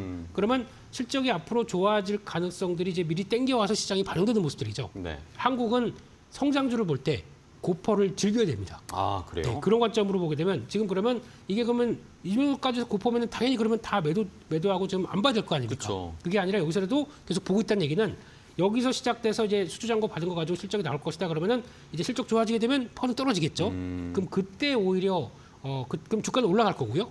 그때 이제 파는 게 맞겠다라는 쪽으로 시장이 바라보고 있기 때문에 네. 이 PR 관련된 쪽에서는 너무 이거 부담인데 하고 생각했다가 지금 다 2배, 3배 올 때까지 지금 저희가 다 팔짱만 끼고 있던 거 아닙니까? 네네네. 네, 그렇게 보셔야 될 것 같습니다. 알겠습니다. 네. 자 그러면은 말씀해 주신 것처럼 어쨌든 지금 퍼나 PBR 상으로는 굉장히 고평가되어 있는 상황인데 네. 그걸 뒷받침할 수 있는 앞으로의 추가적인 수주라든지 네. 우리나라 자체적인 또 신무기 개발을 해서 그게 또 시장에서 먹힌다든지 이런 게 있어야 그렇죠. 그런 게 있어야 이제 퍼가 어느 정도 안정적으로 반영이 되면서 주가도 상승 탄력이 약간은 둔화되거나 그럴 때 저희가 매도를 해야 될 것 같은데 네. 그러면은 실제로 뭐 정부가 지금 뭐 어떻게 지원하겠다는 겁니까? 정부 지원은 아까 말씀하셨듯이 뭐 방산 수출 컨트롤 타워부터 네. 예, 거기다가 또 추가되는 정책 금융 이거는 이제 확인이 돼 봐야 될 것 같아요. 네. 어떤 얼만큼의 금융 체계를 지원할 것이냐 거기다가 또 세액 얘기 나오죠. R&D 하게 되면 세액 감면 이런 쪽으로 나오는데 이거는 일반적으로 할 수 있는 얘기입니다. 그쵸. 네, 그러니까 네. 공약 때 나오는 대표적인 얘기들이고 그건 이제 중요한 거는 진짜 사업부 그러니까 사업부가 아니죠. 정부의 정부 설치하고 네. 거기서 이제 사업부 예산을 얼만큼 배당하고 하는 과정들이 나오는 구체적인 내용들이 나온다. 그거 가지고 또 이제 성과를 낼 준비를 하고 있기 때문에 근데 지금은 뭐 그렇다. 그럴 가능성이 높다는 쪽으로 보고 봐야 되겠죠. 네. 네. 그러면은 뭐 어쨌든 R&D를 지금 가지고 있는 무기뿐만 아니라 더 고도의 방산 체계, 방산 무기들을 만들어야 되는데 네. 뭐 R&D 어쨌든 뭐 요즘 미국 쪽에 살펴봐도 그렇고 이 방산 무기들을 AI랑 뭐 접목시킨다거나 아니면 조금 더 소형화해서 드론 공격기 만든다거나 뭐 이런 식의 패턴으로 가잖아요. 우리도 네. 이런 쪽으로 가는 거 준비가 되고 있나요? 뭐 어떻게 보고 계세요? 우리 앵커님 이제 맛집만 가지 마시고요. 예, 저희 방산 전시회 이런 것도 예, 1년에 한 5번 열립니다. 네네. 한번 잠깐 다녀오세요. 네. 특히 이제 가장 크게 열리는 때가 대전에서 네네. 네, 그때 국군회 할 때 네네네. 그때 되게 그렇죠. 크게 열립니다. 계룡에서. 네, 계룡 무슨 전시회인데 까먹었습니다. 네, 그런 거 있게 되면 한번 가보시게 되면은 네. 약간 1, 2년 전부터 좀 다른 변화가 나온다고 하더라고요. 그래요? 뭐 저도 방송에 대해서 못 갔는데 네. 예, 갔다 오신 분들의 같이 표현을 가볼까요? 네. 네, 같이 가시죠. 예, 가 보게 되면은 어떤 변화가 나오냐면 네. 예전에 없던 것 특히 현대로템이나 하나에어스페이스에서는 당연히 그렇겠지만 무인 정찰차, 네, 무인 무인 소형 장갑차 이런 게 나오기 시작합니다. 그렇다는 얘기는 아직까지는 뭐 이렇게 라인이 이렇게 이어져서 뒤에 사람이 이렇게 뭐 조종한다 이런 것도 조종하는, 있는데 이게 결국에는 아까 말씀하셨던 것처럼 AI가 탑재가 돼서 그러니까 자율주행이 되기 시작하면서 이제 하나의 모빌리티가 된 거죠. 군사화된 모빌리티 이게 나오기 시작한다 그러면은 이제 그런 컨셉 모델들이 나오기 시작한다. 위험한 지역에 그냥 그것만 정찰 돌고 오게 하는 그런 컨셉이군요. 그렇죠. 카메라가 달려 있고 거기다가 아군 적군 식별해서 적군이다 그러면은 뭐 공격이 또 들어갈 수 있는 거고 거기다 또 거기 들어갈 때 이제 보게 되면 하나가 그냥 가서 막 마구잡이로 움직이게 되면은 네네. 그건 되게 어렵지 않습니까? 그러니까 여기서 제일 중요한 거는 이걸 그 하나의 그 분대 아니면 하나의 대대 이런 식으로 이것도 하나의 그 틀을 짜서 전투 체계를 만드는 소프트웨어. 이것도 되게 강점이 있는 겁니다. 그게 잘하는 게 하나 시스템이죠. 네. 그래서 전술 체계를 만들어가는 거예요. 그러니까 뭐 1번, 2번 드론이 먼저 가서 공격했는데 3, 4번은 백업을 한다든가 이런 걸 다 하나씩 편대를 만드는 그렇죠, 거군요. 그렇죠. 예, 그렇게 딱 지원할 수 있는 게 가장 중요하기 때문에 그런 쪽에서 하나의 또 어떤 그러면 그걸 얼마나 또 다양한 전술 체계를 갖고 있는 것도 하나의 강점이겠죠. 드론만 갖고 있다고 해서 띄워서 뭐 공격한다. 이거는 아무 의미가 없습니다. 그렇죠. 네, 그렇기 때문에 그런 차원에서 바라보는 것도 하나의 중요한 변화이기 때문에 아까 말씀드렸던 모빌리티 차원에서의 변화 또 이제 사족 로봇이 이제 저 로봇개가 등에 총을 달고 있더라고요. 무서워요. 이제. 무섭네요. 네, 그런 쪽으로 나와서 공격한다든가 뭐 자폭 드론이라는 얘기도 나오잖아요. 이런 쪽도 나오든가 이런 약간 다양화된 무인화된 체계 쪽에서 변화가 되는 과정들도 일단 한국이 방산 체계가 나가야 될 변화이기 때문에 거의 소프트웨어까지 계속 지켜봐야 될 것 같습니다. 네.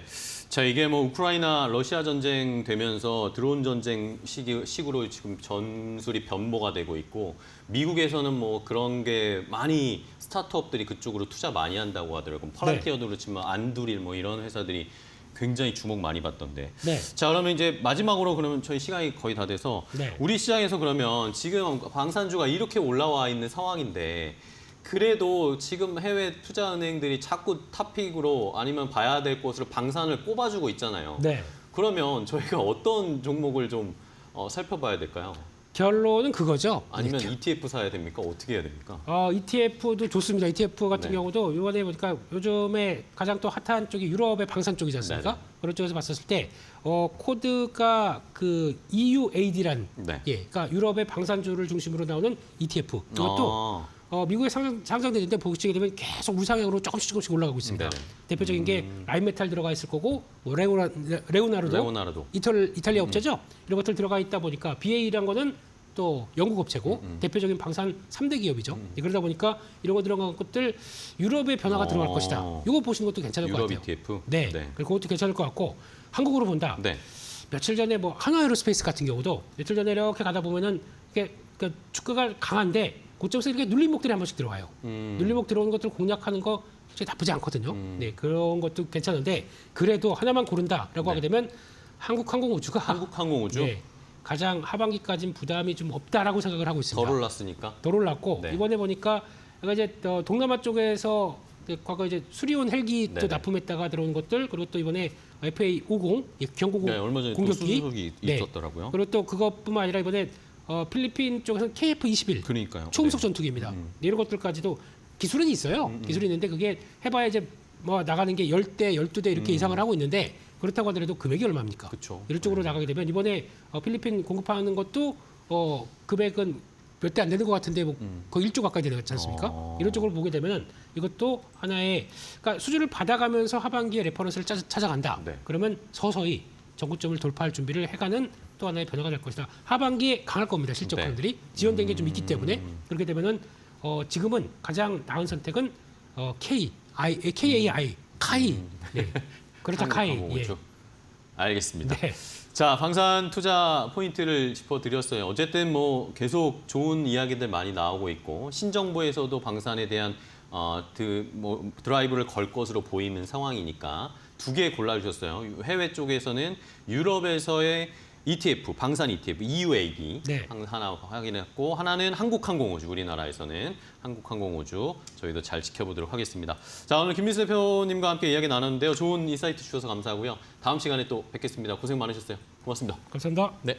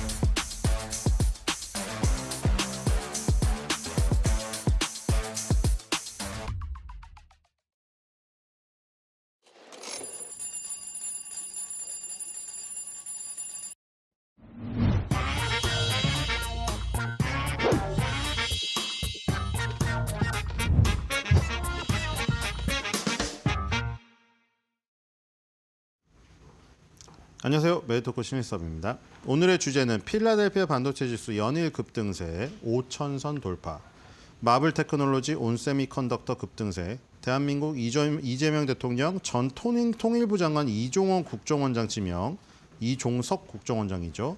남북 경협 테마 초강세, 특징주 JST납니다. 자, 미국 시장부터 보겠습니다. 꾸물꾸물 올라와서 거의 지금 뭐 관세 전쟁의 여파는 주식시장에서는 사라지는 지금 수준인데요. 뭐 어떻게 될지 모르겠습니다. 지금 사실은 그렇게 시끄러웠지만 협상을 체결한 나라는 딱 미국하고 영국 딱 한 건이거든요. 지금 그렇죠? 딱 한 건 체결됐습니다. 뭐 일본이 먼저냐, 한국이 먼저냐, 아시아에 대한 얘기도 있었고 중국에서도 제네바에서 이제 1차 협정을 맺었고 시진핑과 통화를 한다. 이 얘기까지는 나왔는데 후속으로 나온 게 없어요. EU에도 관세 50% 부과한다고 해서 지금 조금 EU가 협상장에 끌려 나왔지만 늦췄죠. 지금 한 달간 연기했죠. 자, 그래서 끝이 안 나오는 가운데 약간 폭풍 전야로 그냥 주식시장이 꿈틀꿈틀 오른 것인지 아니면 미스터 마켓이 모든 것을 알고 있어서 향후에 여러 나라가 좋은 조건으로, 미국에서죠. 미국 입장에서 좋은 조건으로 체결될 것까지 다 예상하여 감안하여 주가를 저렇게 평가한 것인지 지금 모르겠습니다. 일단 지표들은 굉장히 갈리면서 나오고 있죠. ISM PMI는 50 미만으로 떨어져서 49.9로 서비스 PMI의 우려를 자아냈고요. 반면 S&P에서 나오는 S&P 글로벌 PMI 같은 경우에는 예상치 상회로 53.7 나왔습니다. 두 개가 갈렸고 그다음에 이제 비농업 취업자 수 있죠. 이거 가지고 지금 어제 말이 많은데 취업자 수가 굉장히 꼬꾸라지는 이런 상황이 나왔습니다. 하지만 그럼에도 불구하고 주가는 4대 지수 중에 3대 지수가 상승을 하였고요. 필라델피아 반도체 지수는 급등을 하였습니다. 그러니까 지금 뭐 비농업 취업자 수가 예상치를 크게 하회하는 수치가 나와서 굉장히 고용시장이 위축됐다. 하지만 그 전에 또 졸트라는 구인 공고수 는 지금 좋게 나왔죠. 물론 구인 공고수 같은 경우에는 한 달 전 거기 합니다만 지금 어쨌든 간에 지표들이 엇갈리게 나오면서 뭐 한쪽으로 완전 쏠려서 망하지 않는 지표가 나오면서 이 지금 그 4대 지수는 어느덧 다 올라왔고요.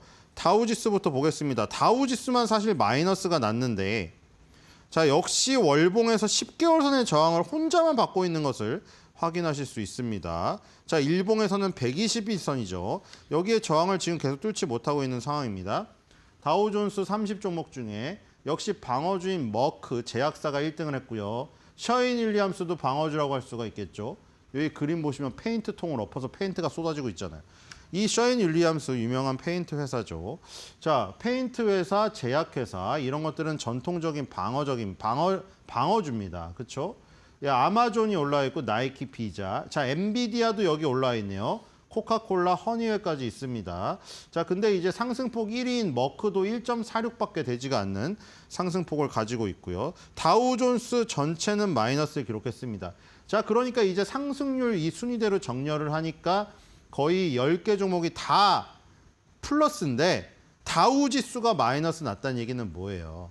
결국 다우존스의 이 산정 방식, 가격 가중 방식에서 분명히 가격 가중 방식에서 유리하게 높은 비중을 차지한 업체들이 안 좋았다는 거죠. 유나이티드 헬스그룹이나 이런 게 안 좋으니까 다른 게 다 플러스를 기록해도 다우존스 전체 지수가 마이너스가 나버린 겁니다. 그런 상황이고요. 자, 나스닥입니다. 나스닥은 지금 19,460.49, 2만 선 돌파 눈앞에 가까이 왔어요. 관세 전쟁이 터지면서 미국의 해방의 날을 트럼프가 부르짖으면서 주가가 급락했던 그 절벽에서 떨어지기 직전의 수준까지 지금 다 왔습니다. 그렇죠? 절벽에서 다이빙을 한 그 전, 그러니까 마치 번지 점프를 하는 번지 점프 대까지 다시 올라와서 기어 올라온 거죠. 바다에다가 던져졌는데 다시 튕겨져 가지고 탄력에 의해서 올라온 상태입니다. 물론 여기서 다시 떨어질지 아니면 기어 가지고 번지 점프대에 올라 가지고 번지 점프대 안내 요원의 목살을 잡을지 알 수가 없죠. 어쨌든 간에 거기까지 다 왔습니다. 일단 리턴이 다 됐어요. 자, 나스닥도 보겠습니다. 나스닥에서 지금 제일 많이 오른 거. 오늘은 IT가 없는 것으로 보이는데요. 일단 부킹홀딩스가 1등에 올랐습니다. 부킹홀딩스. 지금 저기 정렬을 저걸로 해놨네요. 정렬이 지금 플러스 순대로는 안 돼 있어요. 자, 부킹홀딩스가 지금 올라와 있는데 부킹홀딩스는 여러분들도 많이 이용하시지 않습니까? 아고다나 부킹 외국 거 그 사이트 이용하면 항상 아고다 부킹 뜨잖아요. 그래서 부킹홀딩스 여행업체가 지금 올라와 있고요. 넷플릭스도 지금 플러스고요. 메타 플랫폼도 플러스입니다. 엑손 엔터프라이즈, 어플로빈, NXP 이쪽으로 가니까 반도체 주식들이 나오죠. 시놉시스까지. 도오대시도 있고. 자, 이 IT 말고도 골고루 올랐죠. 보시면은 인투이티브 서지컬 의료기기도 있어요. 그러니까 의료기기, 여행, OTT 서비스, 그다음에 소셜 네트워크 운영하는 메타 여기 골고루 올랐습니다. 그렇죠? 골고루 오른 지금 상황이고요. S&P 500 가겠습니다. S&P 500 5,970. 자, S&P 500도 6,000선이라는 마디지수대 목전까지 왔습니다. 그리고 이것도 마찬가지로 관세 전쟁 시작점까지 지금 돌아왔죠. 급락했던 수준까지 지금 다 올라왔습니다. 자, S&P 500 보겠습니다. 이 시가총액 순위 1, 2, 3순위는 가장 그대로 되어 있는 것 같고요. 엔비디아가 결국 계속 수성을 했습니다. 자, 마이크로소프트가 다시 추격을 하고 있죠. S&P 500에 차지하는 비중 엔비디아 6.46, 마이크로소프트 6.44. 자, 정말 우열을 가리기 힘든 지금 싸움입니다. 그렇죠? 둘 다 모멘텀이 살아 있거든요. 자, 애플만 지금 많이 떨어졌죠. 5.65%로 떨어졌습니다. 비중이. 자, 어제도 혼자 0.45 마이너스를 기록하는. 역시 지금 3강으로 분류되는 이 회사들 중에 요즘에 애플의 탄력이 떨어지고 엔비디아와 마이크로소프트의 1위 경쟁이 계속 가속화되는 지금 흐름으로 보입니다. 자, 그리고 이제 눈에 띄는 거는 메타가 3%가량 올렸고요. 3% 이상 올랐고, 자, 테슬라가 4%가량 빠졌다는 게 지금 특이할 만한 상황이죠. 앨런 머스크가 복귀를 했음에도 불구하고 열중을 한다고 했음에도 불구하고 테슬라의 주가가 빠지고 있습니다. 저게 특징적이었고요. 자, 필라델피아 반도체 지수입니다. 어제 가장 뜨거웠던 주식이죠. 지금 1.39% 급등을 했는데 그러면서 마디지수대를 가장 먼저 돌파를 했습니다. S&P 500이 6,000 돌파, 나스닥 2만 돌파 눈앞에 두고 지금 숨고르기를 하고 있는 가운데 필라델피아 반도체 지수는 단숨에 5,000선을 돌파해버리는 지금 상황이 지금 연출이 됐네요. 자, 월봉에서도 지금 10개월 선을 시원하게 뚫으면서 여기서 다우존스 30가 다우존스와 다른 모습을 보이고 있죠. 자, 필라델피아 반도체 30종목입니다. 마벨 테크놀로지가 6.3이 급등했고요. 온세미컨덕터 6.14, NXP도 거의 6% 가까이 급등했습니다. TSMC가 4등인데 2.4이거든요. 그 위에 3명의 상승률 순위가 대부분 다 5%가 넘고 6% 초과하는 흐름까지 나왔습니다. 자, 마벨 테크놀로지, 우리가 브로드컴은 지금 잘 알고 있지 않습니까? 여기 브로드컴도 밑에 있는데요. 티커가 AVGO죠. 자, 브로드컴은 이제 매그니피센트 7, 이 탈락자가 발생하면 들어갈 수 있을 정도로 예비 후보 1순위, 그 시가총액이 크기 때문에 언론에도 많이 등장을 했었죠. 자, 마벨 테크놀로지도 사실 브로드컴하고 이 인공지능 데이터 센터 쪽 섹터에서는 굉장히 유사한 아이템입니다. 네트워크 솔루션 칩을 만드는데 설계하는 업체죠. 다 팹리스 업체들이에요. 공장이 없는. 엔비디아도 팹리스 업체들. 그러니까 TSMC 다 제조는 다 TSMC에 맡기는 것이죠. 자, 이 마벨 테크놀로지가 역시 데이터 센터의 그 어떤 폭발과 함께 성장하는 기업이죠. 엔비디아, 브로드컴, 마벨 테크놀로지 다 이제 커넥션으로 이루어졌다고 보시면 됩니다. 그리고 온세미컨덕터 그 엊그저께 했죠. 계속 나왔죠. 전력 반도체 업체고요. NXP 세미컨덕터 같은 경우에는 이 반도체인데 차량용 반도체 전문이죠. 자, 그러니까 각각의 다 장점이 있는 분업화된 어떤 반도체 주의 흐름을 보이고 있습니다. 그렇죠? 마벨 테크놀로지는 네트워크 솔루션 칩, 온세미컨덕터는 전력 반도체, NXP는 차량용 반도체. 자, 이렇게 특화된 반도체 업체들이 초강세를 보이는 흐름이 나타났습니다. 자, 특징주는 메타 플랫폼스를 보겠습니다. 자, 메타는 이 지금 관세 전쟁 여파로 떨어졌던 그 수준이 아니라 지금 역사상 최고가까지 지금 거의 근접했습니다. 지금 다시 $700에 다가서는 강력한 흐름입니다. 자, 메타의 저커버거가 사실 트럼프한테 조금 이 지금 밉보이지 않았습니까? 근데 뭐 이게 트럼프한테는 영원한 우정도 영원한 적도 없는 것 같습니다. 앨런 머스크와도 지금 사실 좀 뭔가 삐걱거리는 느낌이 나죠. 자, 저커버그라고 해서 다시 친해지지 않으라는 법이 없습니다. 그리고 마로라고 리조트에 가서 돈을 처음에 바쳤죠. 그래서 결국에는 이 감옥에 가지 않았습니다. 뭐 물론 그 우스갯소리일지 모르겠지만 감옥에 보낸다고 했어요. 트럼프가 자기가 취임하면 저커버그를. 그래서 얼른 마로라고 리조트에 달려가서 돈을 줬죠. 어쨌든 메타는 지금 주가는 승승장구하고 있습니다. 메타 AI의 월간 사용자가 10억 명을 돌파했다는 얘기가 나오고 있고요. 그래서 맞춤형 유료 모델을 검토 중이라고 합니다. 다 이런 식이죠. 챗 GPT도 그렇고 처음에 끌어당긴 다음에 그 사람들을 락인시키기 위해서 이 유료화 모델을 도입하는, 그러면 이제 수익이 나기 시작하겠죠. 자, 아주 좋은 모습을 보이고 있고요. 자, 이 우리나라 증시를 보기 전에 일본과 대만을 살짝 보고 넘어가겠습니다. 자, 니케이 증시 오늘 0.16 빠집니다. 대만 갖고는 0.53 살짝 플러스긴 한데 별 큰 움직임은 없죠. 자, 우리나라는 아주 지금 좋은 모습이니까요. 기대하시면 될 것 같고요. 자, 일본이 안 좋은 이유는 시가총액 1위인 도요타 자동차가 지금 2% 가까이 급락하고 있습니다. 자, 자동차 회사가 좋지가 않죠.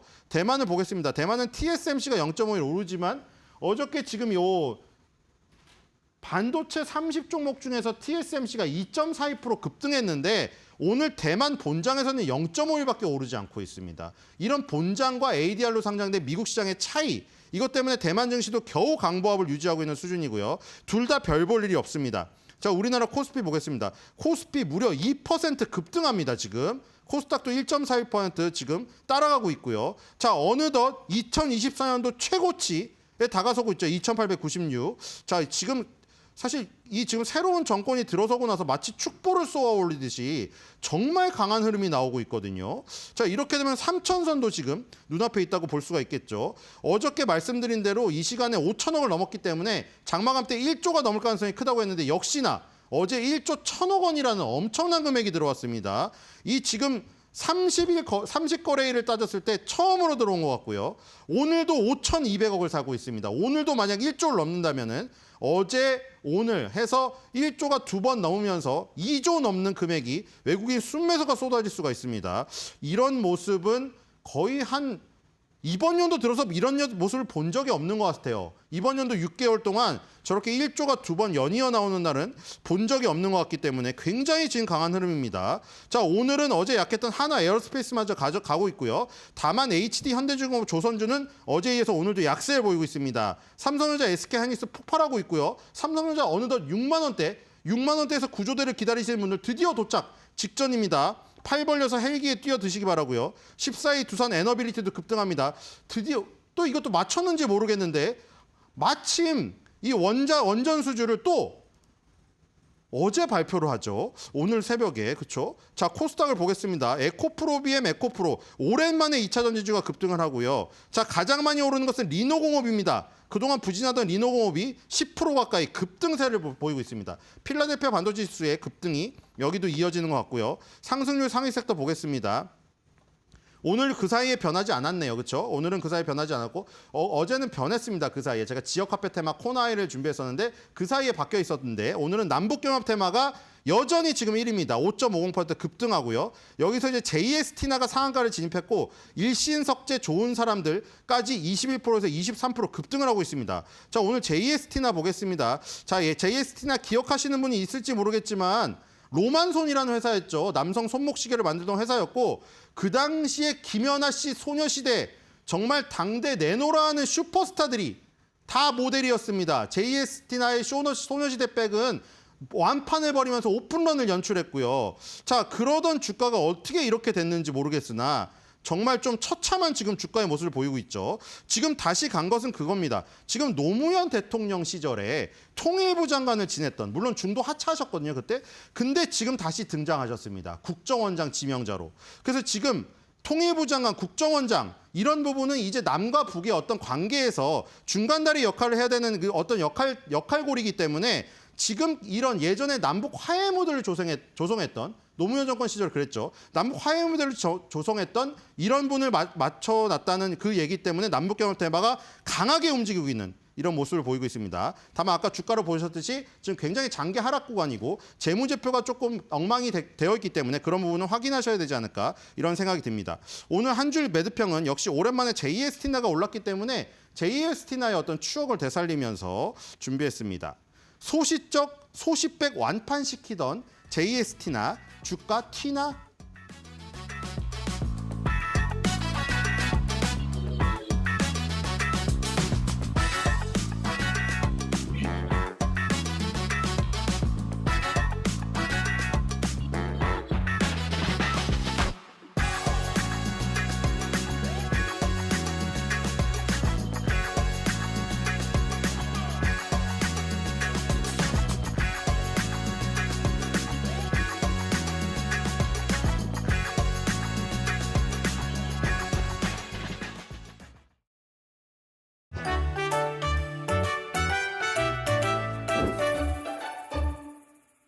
안녕하세요. 최근에 한국은행이 기준금리를 인하했죠. 이에 발 빠르게 시중은행들이 예적금 금리도 인하했습니다. 저도 그래서 기대했어요. 이제 대출이자 좀 줄겠지? 그런데 막상 통장을 확인해보니 어라? 별 차이가 없는 것 같은데요? 오늘은 그 이유를 명목금리와 실질금리라는 개념으로 아주 쉽게 풀어드릴게요. 먼저 명목금리는 우리가 뉴스에서 보는 기준금리, 대출금리, 예금금리 같은 숫자 그대로의 금리입니다. 예를 들어 기준금리 2.5%, 예금금리 2% 이게 전부 명목금리예요. 그렇다면 기준금리를 내렸는데 왜 내 대출금리는 움직이지 않는 걸까요? 첫 번째 이유는 물가 기대치 때문입니다. 금리가 조금 내려가도 앞으로 물가가 오를 거라는 예상이 남아있으면 은행은 대출금리를 쉽게 내릴 수 없습니다. 추가로 가계부채 관리, 환율, 미국 금리 등 외부 변수에 대한 우려로 인해 은행은 대출금리를 내리기는 더 어려워지죠. 두 번째는 자금 조달 비용 때문인데요.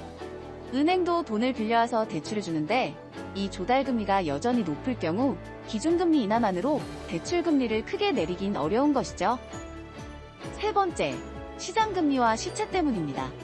기준금리가 바뀌어도 시중금리는 조금씩 시간차를 두고 반영되기 때문에 바로 체감하기 어려운 것입니다. 실제로 최근에도 기준금리는 내렸지만 은행들은 예금금리만 빠르게 내리고 대출금리는 잘 내리지 않아 소비자 입장에서는 별다른 변화를 못 느끼는 상황이 이어지고 있습니다. 여기서 알 수 있는 중요한 사실, 금리 뉴스를 볼 때는 단순히 명목금리만 볼 게 아니라 물가 상승률과 실질금리도 꼭 확인해야 한다는 것입니다. 실질금리란 명목금리에서 물가 상승률을 뺀 실제 이자율을 말하는데요. 예를 들어 예금이자 3%를 받았는데 물가 상승률이 4%라면 실제 자산 가치는 마이너스 1%인 것이죠. 결국 내 돈의 가치를 지키려면 명목금리가 아니라 실질금리로 판단해야 합니다. 이럴 때는 물가연동 채권이나 배당주, 우대금리 상품 등 다양한 투자 방법을 고려해보는 것이 좋습니다. 현명한 투자에 대한 전략은 저희가 정확하고 빠르게 전달해 드릴 테니 앞으로도 채널 고정 이데일리TV와 함께 해주세요. 오늘은 이렇게 명목금리와 실질금리에 대해 알려드렸는데요. 앞으로 금리 뉴스 보실 때는 꼭 실질금리와 물가 상승률도 확인해 보세요. 그럼 다음 시간에 더 좋은 정보로 찾아오겠습니다. 감사합니다.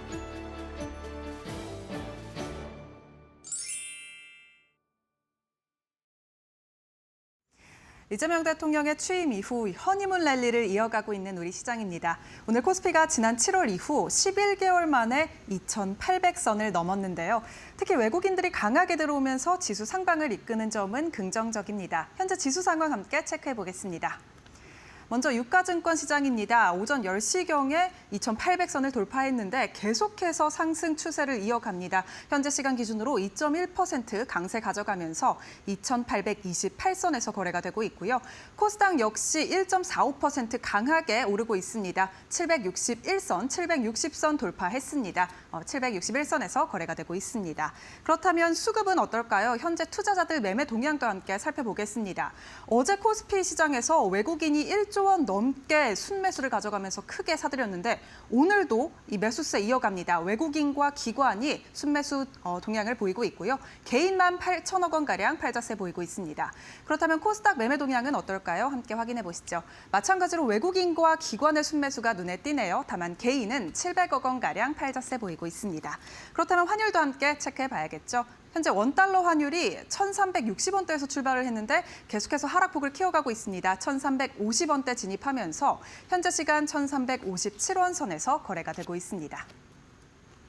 네, 이렇게 시장 상황 간단하게 알아봤는데요. 그렇다면 오늘 특징적인 뉴스는 어떤 게 있을지 바로 이어가 보도록 하겠습니다.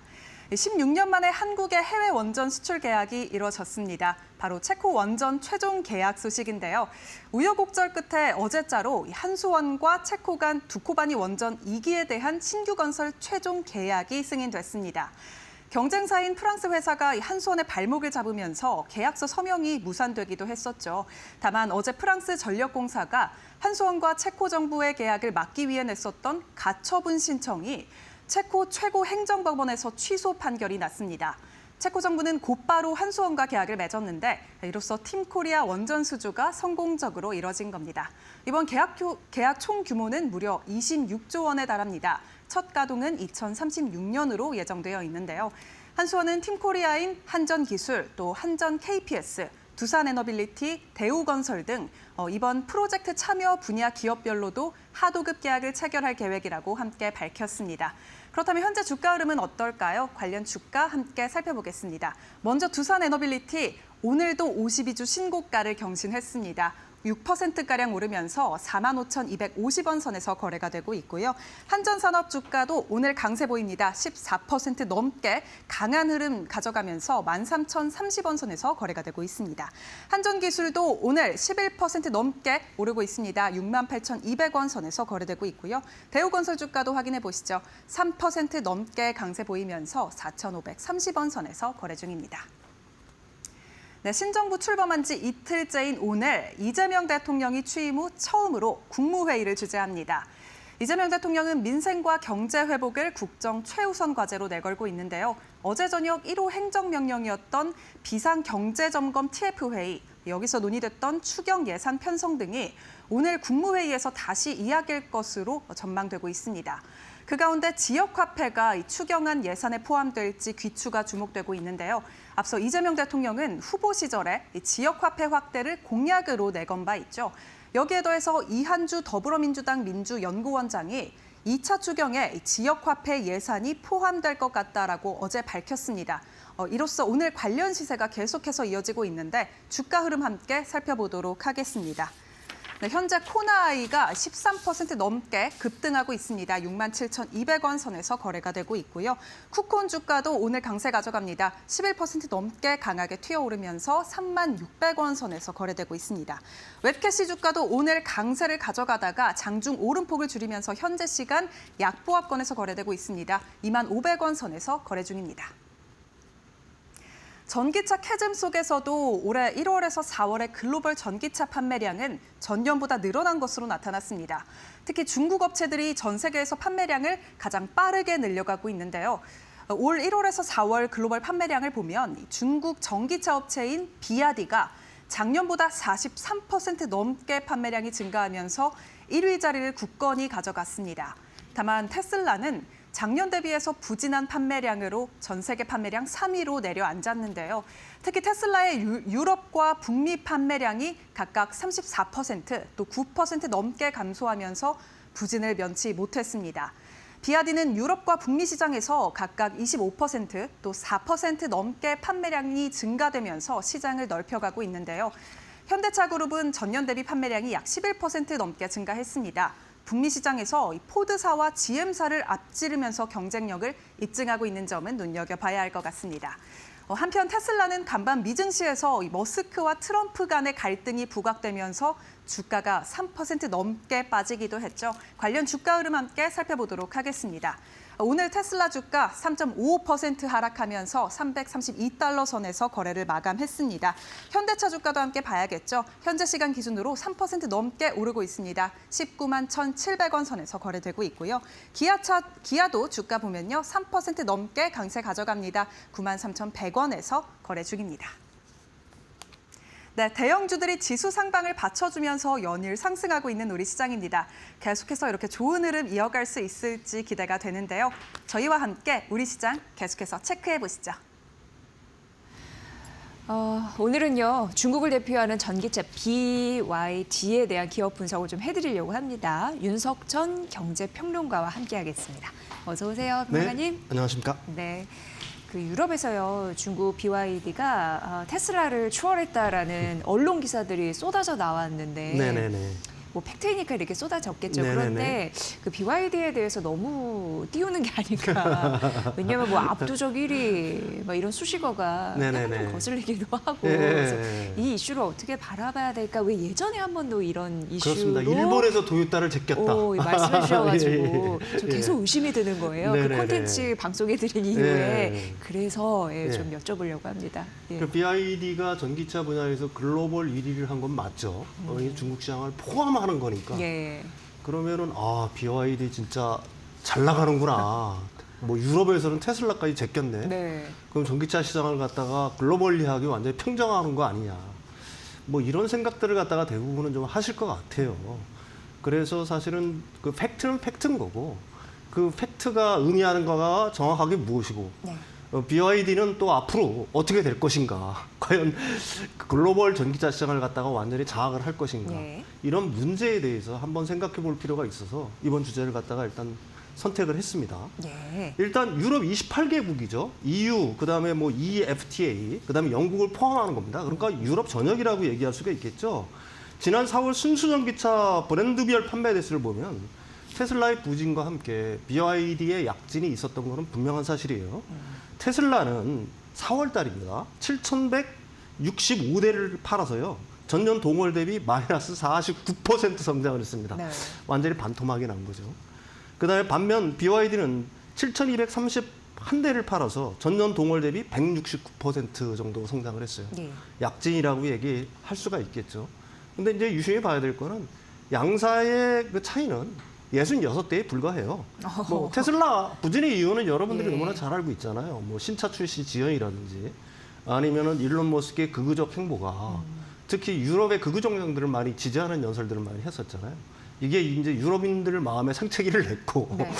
특히 이제 그 트럼프 대통령의 관세 정책에 대한 유럽인들의 어떤 반발 뭐 이런 것들이 작용을 하면서 사실은 그 테슬라 판매 자체가 급락을 하고 있는 거고요. 거기에 이제 또 하나가 있죠. 기존 유럽 브랜드들이 있습니다. 폭스바겐, BMW, 스코다. 스코다도 이제 폭스바겐 계열이에요. 아우디, 르노. 이런 어떤 전통적인 그 유럽 브랜드들이 대중전기차를 갖다가 본격적으로 출시하기 시작했다. 그러면서 이제 테슬라의 어떤 점유율이 떨어지기 시작한 거예요. 그 외에 이제 우리나라 기아차, 현대차, BYD 등도 어떻게 보게 되면 대중용 전기차, 그러니까 전기차를 본격으로 유럽으로 출시를 하게 되면서 그만큼 이제 그 유럽 시장에서 어떤 경쟁이 가열화되면서 테슬라의 입지가 점점 좁아지고 있는 건 분명하다. 그렇다면 BYD 약진의 배경은 뭘까요? 사실은 이게 헝가리 공장이 본격 가동하기 전의 수치예요. 그러니까 만약에 헝가리 신규 공장이 가동을 한다라고 하게 되면은 BYD의 어떤 점유율 같은 거는 더 올라갈 수 있다. 아, 그렇겠네요. 이게 사실은 팩트겠죠. 예. 근데 이런 상황에서 유럽의 기존 브랜드 피아트 등을 앞지르고 있는 건 분명해요. 이제 역시 가성비를 앞세운 저가 어떤 전략들, 그 다음에 이제 중국 내의 어떤 과포화 상태, 뒤에서 제가 얘기하겠지만, 그래서 이제 중국들 같은 경우는 밀어내기식 수출을 막 하고 있어요. 그러면서 이제 저가 전략이 주요하면서 유럽 시장에서 어느 정도 입지를 차지하고 있다. 다만 그럼에도 불구하고 BYD가 테슬라를 추월해 유럽 시장 전체를 갖다가 평정했다라는 거는 네. 이게 상당한 오해의 여지가 있다. 아. 뭐 저는 그렇게 생각을 합니다. 예. 일단 저 그림을 보시면 정확하겠지만 이제 그 유럽의 그 25개 브랜드, 그러니까 순위별로 매긴 거예요. 1위가 폭스바겐이죠. 2위가 BMW, 3위가 스코다입니다. 네. 그다음에 4위가 아우디, 5위가 르노, 6위가 기아, 그다음에 8위 볼보, 9위 현대, 10위가 BYD예요. 그리고 테슬라는 이미 11위로 떨어진 겁니다. 그러면은 테슬라를 제쳐가지고 제친 브랜드가 기아, 그 현대는 유럽 시장 평정했다는 기사가 네, 나와야 되잖아요. 근데 BYD가 이렇게 올라온 것만 유독 강조한다는 것 자체가 사실은 제가 생각하기에는 좀 무리가 있다라고 보는 거고요. 예. 그 다음에 이게 이제 사실 모델별로 보는 게 더 중요합니다. 다음 또 하나의 그림이 있을 텐데 이 모델별로 보게 되면은 총 그 25개의 모델들이 있어요. 저기 쭉 보시면은 1위가 스코다, 그다음에 폭스바겐, 기아, 기아가 5위입니다. 예. 르노가 6위, BMW 쭉 25위까지 있는데 BYD는 안 보이는 거죠. 안 보여서 눈을 의심했네요. 여기 예. 지금 BYD는 안 보입니다. 예. 그렇다면 이게 뭘 말하는 걸까요? BYD는 베스트셀러가 없다는 얘기예요. 그러니까 엄청난 그게 제가 알기로는 22개 모델 정도로 되는 줄 알고 있는데 그 모델들을 갖다가 막 쏟아내고 있다. 예. 유럽 시장으로. 그래서 그걸 전부 다 합산한 것들은 그 브랜드별로 취합을 하게 되면은 한 10위 정도를 했지만 개별 그 모델들로는 하나도 베스트셀러가 없다. 바로 이걸 갖다가 의미하고 있다. 이렇게 이해할 수가 있겠죠. 예. 예. 윤석재 평론가님이 이렇게 말씀을 해주시니까 아 정말 BYD를 의도적으로 띄운 게 맞구나 이런 생각이 일부 들고 근데 네네. 어쨌든 잘한 부분은 또 있긴 있어요. 하지만 유럽 시장을 평정했다라는 표현은 아닌 걸로 네, 좀 얘기를 그렇습니다. 해봐야 될 것 같고 근데 앞서서 이제 헝가리 신규 공장이 이제 본격적으로 가동되면 성장은 더 하겠네라는 생각도 듭니다. 예. 그렇습니다. 앞으로는 어떻게 되는 건가요? 이게 BYD 성장세가 지속될 수 있을까라는 거는 지금 중국차 시장 같은 경우에는 네. 그 자동차 시장에 홍다 사태가 발생하는 거 아니냐는 어떤 위기감이 증폭이 되고 있어요. 네. 그러니까 중국 자동차 시장, 특히 전기차 시장 같은 경우에는 굉장히 큰 변곡점을 맞이하고 있다. 이렇게 얘기할 수가 있는 겁니다. 그게 이제 왜 그런 식의 얘기가 가능한 거냐면 BYD 얘기를 갖다가 유심히 보는 사람들은 BYD가 22개 모델을 갖다가 한 34% 정도 할인해서 판다는 얘기를 갖다가 들어보셨을 거예요. 근데 이게 사실은 BYD만의 문제가 아닙니다. 중국 자동차 브랜드 전부 다가 네. 지금 할인 판매에 돌입을 한 상황이에요. 가령 뭐 BYD 같은 경우도 지금 대표적인 그 모델이죠. 중형 세단 C 라인은 34%를 무려 할인을 해서요. 네. 10만 2,800위안, 중국 내에서 약 1,959만 원에 판매를 하고 있어요. 이게 뭘 말하는 거냐면은 사실은 이런 식으로 모든 브랜드들이 엄청난 할인을 하고 있다는 얘기잖아요. 이거는 사실은 구조 조정이 임박했다는 신호로 볼 수 있는 겁니다. 왜 그런 식으로 예상을 할 수가 있는 거냐면은 공급 과잉 상태가 됐어요. 근데 중국 내 전기차 시장을 일단 둔화를 하고 있는 겁니다. 그러니까 재고가 폭증을 하고 있는 거예요. 그러니까 재고가 폭증을 하고 있으니까 출혈 경쟁을 하고 있는 겁니다. 막 엄청나게 할인하면서 출혈 경쟁을 하고 있다는 얘기가 되는 거고요. 그럼 재고가 지금 중국 내에 얼마나 심각한 상황이냐 이렇게 물어볼 수가 있잖아요. 350만 대 재고가 있더라고요. 아 그래요. 이게 350만 대면 우리나라 2년치, 대한민국 2년치 판매량이에요. 우리나라에서 1년에 판매되는 차들이 내연기관차 다 포함해서 160만 대입니다. 그 350만 대면 진짜 엄청난 거고요. 이렇게 그 중국에서의 재고가 엄청나게 늘어나니까 사실은 할인 판매를 할 수밖에는 사실은 없겠죠. 그 할인 판매를 하면서 그것마저도 안 되니까 이걸 밀어내게 수출하고 있는 겁니다. 그래서 얼마 전에 그 파이낸셜 타임스가 사실은 그 유럽 내 주요 항구들, 그러니까 이 자동차를 쌓아놓을 수 있는 그 자동차를 주차시킬 수 있는 항구들을 조사해 보니까 중국 자동차로 꽉 차 있답니다. 그 중에 또 BYD가 네, 엄청 그러니까 있겠네. 그냥 네. 언제 팔릴지도 모르는데 일단 항구 자체 그 중국에서 밀어내서 유럽 항구로 도착시킨 다음에 거기다 지금 쌓아놓고 있는 상황이라고 얘기할 수가 있는 거고요. 이런 상황들이 사실은 어떻게 보게 되면은 중국 그 전기차 시장에 대단한 어떤 구조 조정에 어떤 변곡점이 지금 와 있는 게 아니냐. 그래서 자동차 시장에 홍다나 미국의 위안 같은 사태가 벌어지지 않을 거다라는 어떤 그 장담을 할 수 없는 그런 시점이 굉장히 임박했다는 어떤 신호다. 이렇게 그 분석하는 기사들이 굉장히 많은 거죠. 예. 재고가 엄청나게 늘어나니까 이거를 가격을 후려쳐가지고 가격 싸게 해가지고 어쨌든 없애려고 하는 거. 근데 네네. 구조조정이 지금 눈앞에 와 있다라는 거. 네네네. 아, 근데 글로벌 전기차 판매 1위라는 타이틀을 얻고 싶겠지만 그 면면을 좀 살펴보면은 아, 재무 상태도 엄청 안 좋겠네 이런 생각을 하게 되거든요. 그렇죠. 이게 이제 블룸버그에서 계속해서 그 일종의 탐사 보도 형식으로 하고 있는데 4천억 위안이다. BYD의 부채가. 이게 76조잖아요. 근데 일부에서는 또 그 6천억 위안이라고 얘기해요. 그러니까 120조 원 정도가 될 거라고 얘기합니다. 그러니까 지금 BYD 같은 경우에는 현금 흐름에 문제가 생겨서 그렇게 잘 나가는 회사가 왜 34%의 할인을 하겠어요? 한번 생각을 해보십시오. 우리 차가 잘 나가. 세계 1위야. 근데 왜 할인을 할까요? 그러니까 할인하는 이유는 자체는 사실은 심각한 어떤 현금 흐름에 어떤 심각한 어떤 문제가 도래했다. 뭐 이런 얘기가 되는 거거든요. 이 부채가 어떤 부채냐면은 지금 우리나라 사람들 같은 경우는 이해를 못 하실 거예요. BYD 같은 경우가 협력업체에서 이제 수많은 물건들을 갖다가 납품을 받을 거 아니겠습니까? 각종 부품이라든지. 그럼 그 대금을 언제 줄까요? 우리나라 같으면 난리가 나겠죠. 우리나라 보통 OEM들은 3개월이 거의 최대입니다. 일반적으로 뭐 현대기아차들이라든지 아니면 폭스바겐이라든지 BMW는 3개월 내에 다 정산을 해줘요. 근데 BYD는 이걸 8, 9개월 최소 12개월 혹은 18개월까지 끌고 있다라고요. 만약에 그런 사태가 된다라고 하면은 우리나라에서는 난리가 났겠죠. 협력업체들이 못 살겠다고. 그러니까 이 BYD 성장 이면에는 사실 어떤 게 있냐. 정부의 보조금과 이 협력업체의 좀 거친 표현입니다. 어떻게 보게 되면 등을 후려쳐서 그거 가지고 지금 어떻게 보게 되면 현금 흐름을 유지해 왔다. 그런데 그것까지도 지금 이제는 거의 막다른 골목에 몰리고 있는 거 아니냐. 영업이익이라든지 영업 마진 자체가 워낙 박하니까 저가 경쟁을 하다 보니까요. 그래서 일단 그 현금 흐름을 갖다가 조금이라도 개선해 보고자 이런 어떤 대폭적인 할인을 하고 있는 거 아니냐. 뭐 이런 식의 얘기들이 나오고 있는 거고요. 그런 의미에서 아까 거듭 말씀드리지만은 이 헝다라든지 미국 이항 같은 회사들이 부동산 회사들이 버티다 디폴트를 선언한 거 아니겠습니까? 네. 그러니까 BYD 같은 경우는 어느 정도 버틸 수가 있지만 그 나머지 그 어떤 중소규모의 어떤 전기차 회사들 같은 경우에는 지금 엄청난 어떤 디폴트 상태, 부도 사태가 임박했다.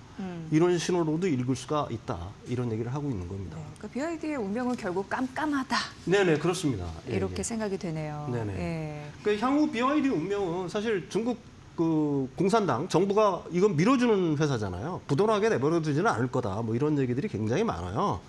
그래서 이제 뭐 공적 자금을 투입한다거나 뭐 보조금을 투입한다거나 하는 경우가 있겠죠. 그럼에도 지금 BYD의 문제를 유심히 보게 되면 중국 산업 정책이 어느 정도 한계에 도달한 게 아니냐. 일단 정부 보조금을 투하를 해서 과잉 생산을 하고 그다음에 저가 경쟁을 해서 시장을 장악하고 나중에 이제 구조 조정을 하는 도저히 못 견디게 돼요. 네네. 사실 이런 식의 어떤 산업 정책이 한계에 다다랐다는 얘기가 될 수도 있는 거고요. 또 하나 문제는 뭐냐면은 이게 이제 신뢰성 문제로 이어집니다. 가령 지금 신차를 막 30몇 %씩 할인을 해요. 그럼 중고차 가격이 급락하겠죠. 예. 그럼 기존에 BYD 차를 갖고 있었던 사람들은 나중에 BYD를 살까요? 그렇지 않죠. 예. 그게 사실은 자기 살을 깎아먹는다는 얘기인 거고 신뢰를 잃는다는 얘기입니다. 그런 신뢰의 어떤 저하 같은 경우에는 글로벌 투자자들의 어떤 자금 이탈, 그다음에 그 중국 내 소비자들의 어떤 그 BYD에 대한 어떤 충성도의 그 약화 네. 이런 거를 불러와서 사실 BYD 미래가 반드시 좋을 거냐라는 거. 특히 지금 이런 어떤 중국 어떤 전기차 시장의 어떤 구조조정은 전문가들의 분석에 의하면 최소한 3년은 갈 거다 이렇게 예측을 하고 있는 거거든요.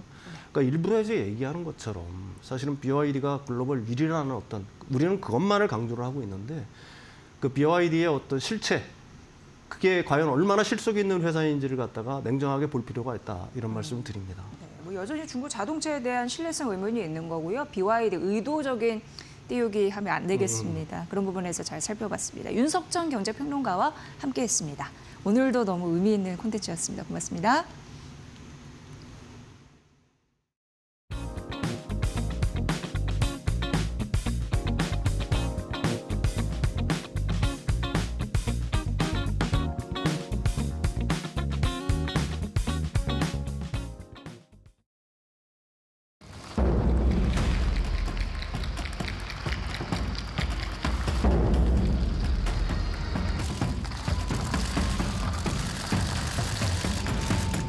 저는 제 미래의 꿈은 전 국민이 저희 주를 한 주씩 갖고 모두가 주주가 돼서 정말 같이 우리 한식을 알리는 하나의 홍보 대사들이 됐으면 하는 바람입니다.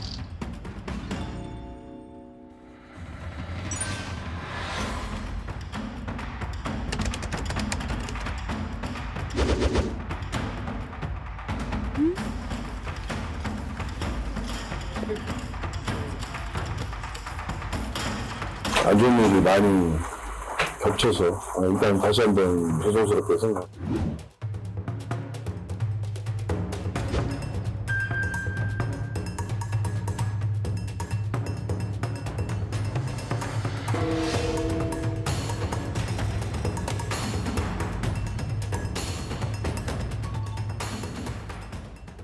그 매도 의견을 낸 이유가 궁금하거든요. 저희가 예전서부터 이런 그 국내 IPO 시장에 대해서 개선이 필요하다는 이야기들을 많이 했었고요. 워낙에 이제 상장을 하는 기업들이 실제 밸류에이션 대비해서 너무 고평가 상장되는 경우들이 또 많이 있고, 상장 첫날에 이제 그 공모가 대비해서 400%까지 오르는 따따블이라고 하는 그런 제도들 때문에 뭐 기존에 이제 따따상이라고 했었던 제도보다도 첫날에 이제 그 공모가 대비해서 올라갈 수 있는 룸이 많이 커진 거거든요. 그래서 이런 부분들이 주식시장의 고평가를 조장을 하고 있고, 어떻게 보면은 주식시장 전반에 PER 수준을 계속 높이고 있기 때문에 매력도가 좀 많이 떨어지고 있다라는 점들을 이야기를 하고 있었습니다. 그런 상황에서 이제 더본코리아가 뭐 지난해 11월에 상장이 된 이후에 주가가 뭐 상장 첫날 공모가 대비해서 90%까지 올랐다가 지금은 또 공모가 대비해서 한 25% 정도 하락한 상황을 보여주고 있기 때문에 공모 제도에 대한 문제점들을 좀 말씀드리려고 보고서를 좀 발간하게 됐습니다. 더본코리아라는 어떤 회사를 하나 예로 들어서 이렇게 말씀을 드린 거긴 하지만, 이 공모 시장 자체가 주관사 위주의 그런 시장으로 많이 바뀌어져 있고, 1년에 국내에 상장되는 기업들이 120개, 130개 정도가 되거든요.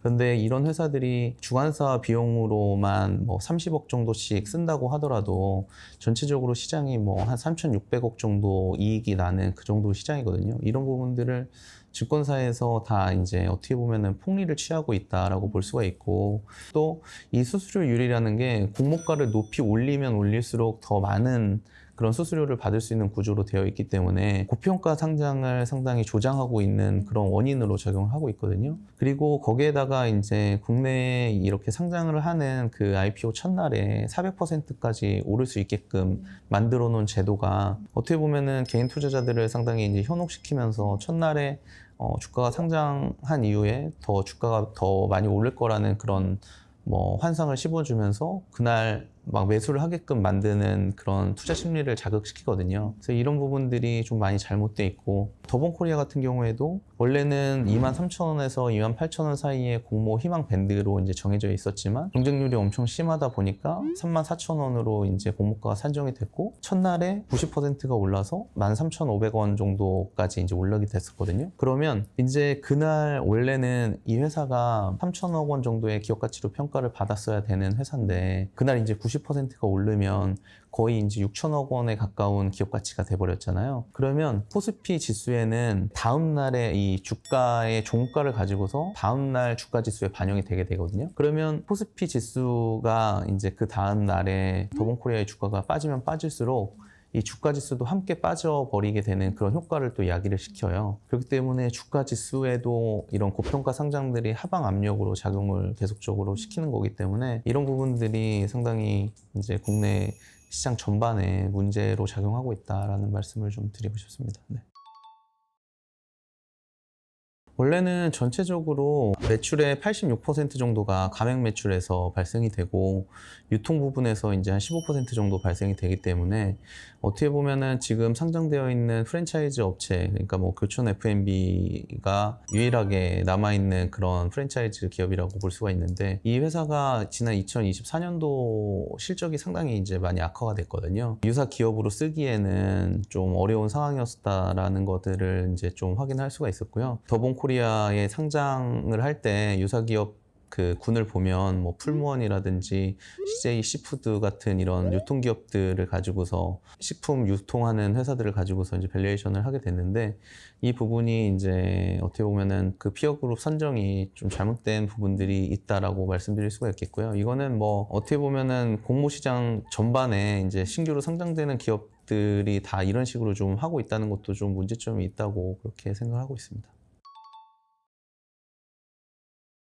일단은 회사 자체가 뭐 고평가 상장을 한 이후에 이제는 제대로 된 밸류에이션을 찾아가고 있는 그런 상황이 아닌가 이렇게 생각이 들고요. 어떻게 보면은 이 프랜차이즈 산업 자체가 국내에서는 뭐 과거에 태창파로스라든지 MP그룹이라든지 뭐 이런 그 회사들이 상장이 되고 뭐 거래 정지 상황에 있거나 아니면 상장 폐지되는 경우들이 많이 있었거든요. 그래서 이런 프랜차이즈 기업들에 대한 그런 산업 리스크들을 좀 감안하지 않은 그런 상장이었다라고 볼 수가 있고 MP그룹 같은 경우에는 과거에 이제 미스터 피자라는 가맹점을 이제 운영을 하고 있었는데 창업자분이 과거에 이제 경비원을 이렇게 뭐 갑질하는 이런 이야기들이 나오게 되면서 좀 불매 운동 같은 그런 이야기들이 많이 있었거든요. 그래서 미스터 피자 가맹점이 그 다음에 뭐 10% 이상 없어지는 그런 현상들을 겪었기 때문에 이런 어떤 오너 리스크가 상당히 불거지고 있는 그런 국면에 있기 때문에 이 더본코리아 같은 경우도 뭐 가맹점의 수 감소가 좀 불가피하다라는 생각이 있고 그래서 그런 부분들이 이제 주가는 좀 더 하방 압력으로 작용하지 않을까 이렇게 생각하고 있습니다. 그러니까 저희는 이제 보고서에 19,000원을 적정 주가라고 이제 발표를 해놓은 상태인데요.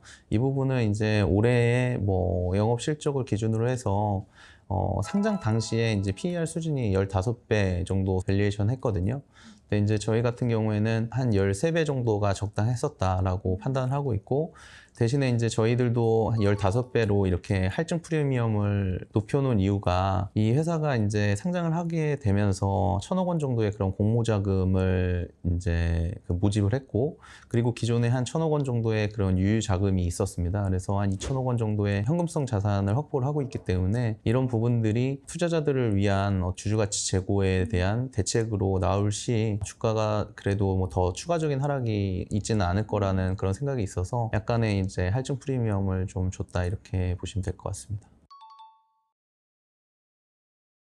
일단은 실적 같은 경우에는 이런 가맹점들 같은 경우에는 전년 동기 대비와 비교하는 것보다는 지난 분기 그러니까 4분기와 비교해서 가맹점 수가 얼마나 증가했는지 그런 것들을 좀 확인할 필요가 있거든요. 이 더본코리아 같은 경우에는 2024년도 말 기준으로 3,066개 정도의 그런 가맹점을 가지고 있었는데 올 1분기 말 기준으로 그러니까 3월 말 기준으로 해서는 한 60여 개 정도 증가한 그런 모습을 보여줬습니다. 근데 이 60개가 증가했었던 부분들이 대부분 이제 백다방이라고 하는 저가 커피 가맹점이 많이 증가를 했었던 거고 나머지 가맹점들은 거의 이제 정체 상태에 있거나 줄어드는 그런 모습들을 보여줬거든요. 그래서 이런 부분들이 어떻게 보면은 백다방 하나에 너무 의존하는 그런 형태로 진행이 되고 있다는 점이 상당히 우려스러운 점이고 연돈 볼카츠 같은 그런 가맹점 업주들이 집단 소송 같은 것들을 또 준비를 하고 있는 상황이기 때문에 백다방 제외한 나머지 가맹점들은 계속적으로 감소하는 추세를 보일 것이라는 생각이 있습니다. 그래서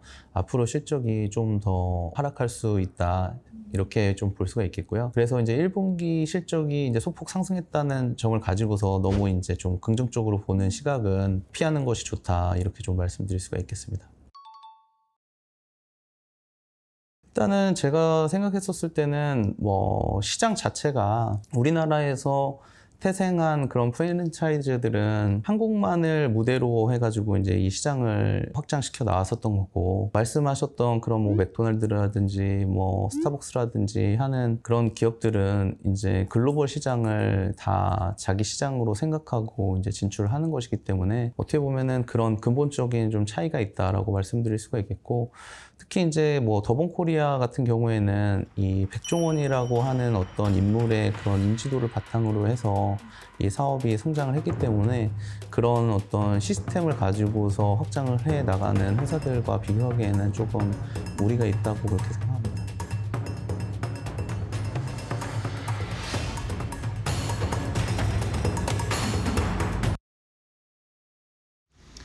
자, 우리 시장 오늘도 외국인 수급이 원활하게 들어오면서 상승 탄력, 2,820선은 약간 이탈했지만 어쨌든 1.7% 넘게 강하게 반등을 하고 있습니다. 새로운 시대, 새로운 이제 투자의 방향을 잘 잡아야 할 텐데요. 다음 주에도 저희가 또 더 좋은 전략들을 가지고 와야 되겠습니다. 네, 파죽지세로 쭉 올라가길 바라고요.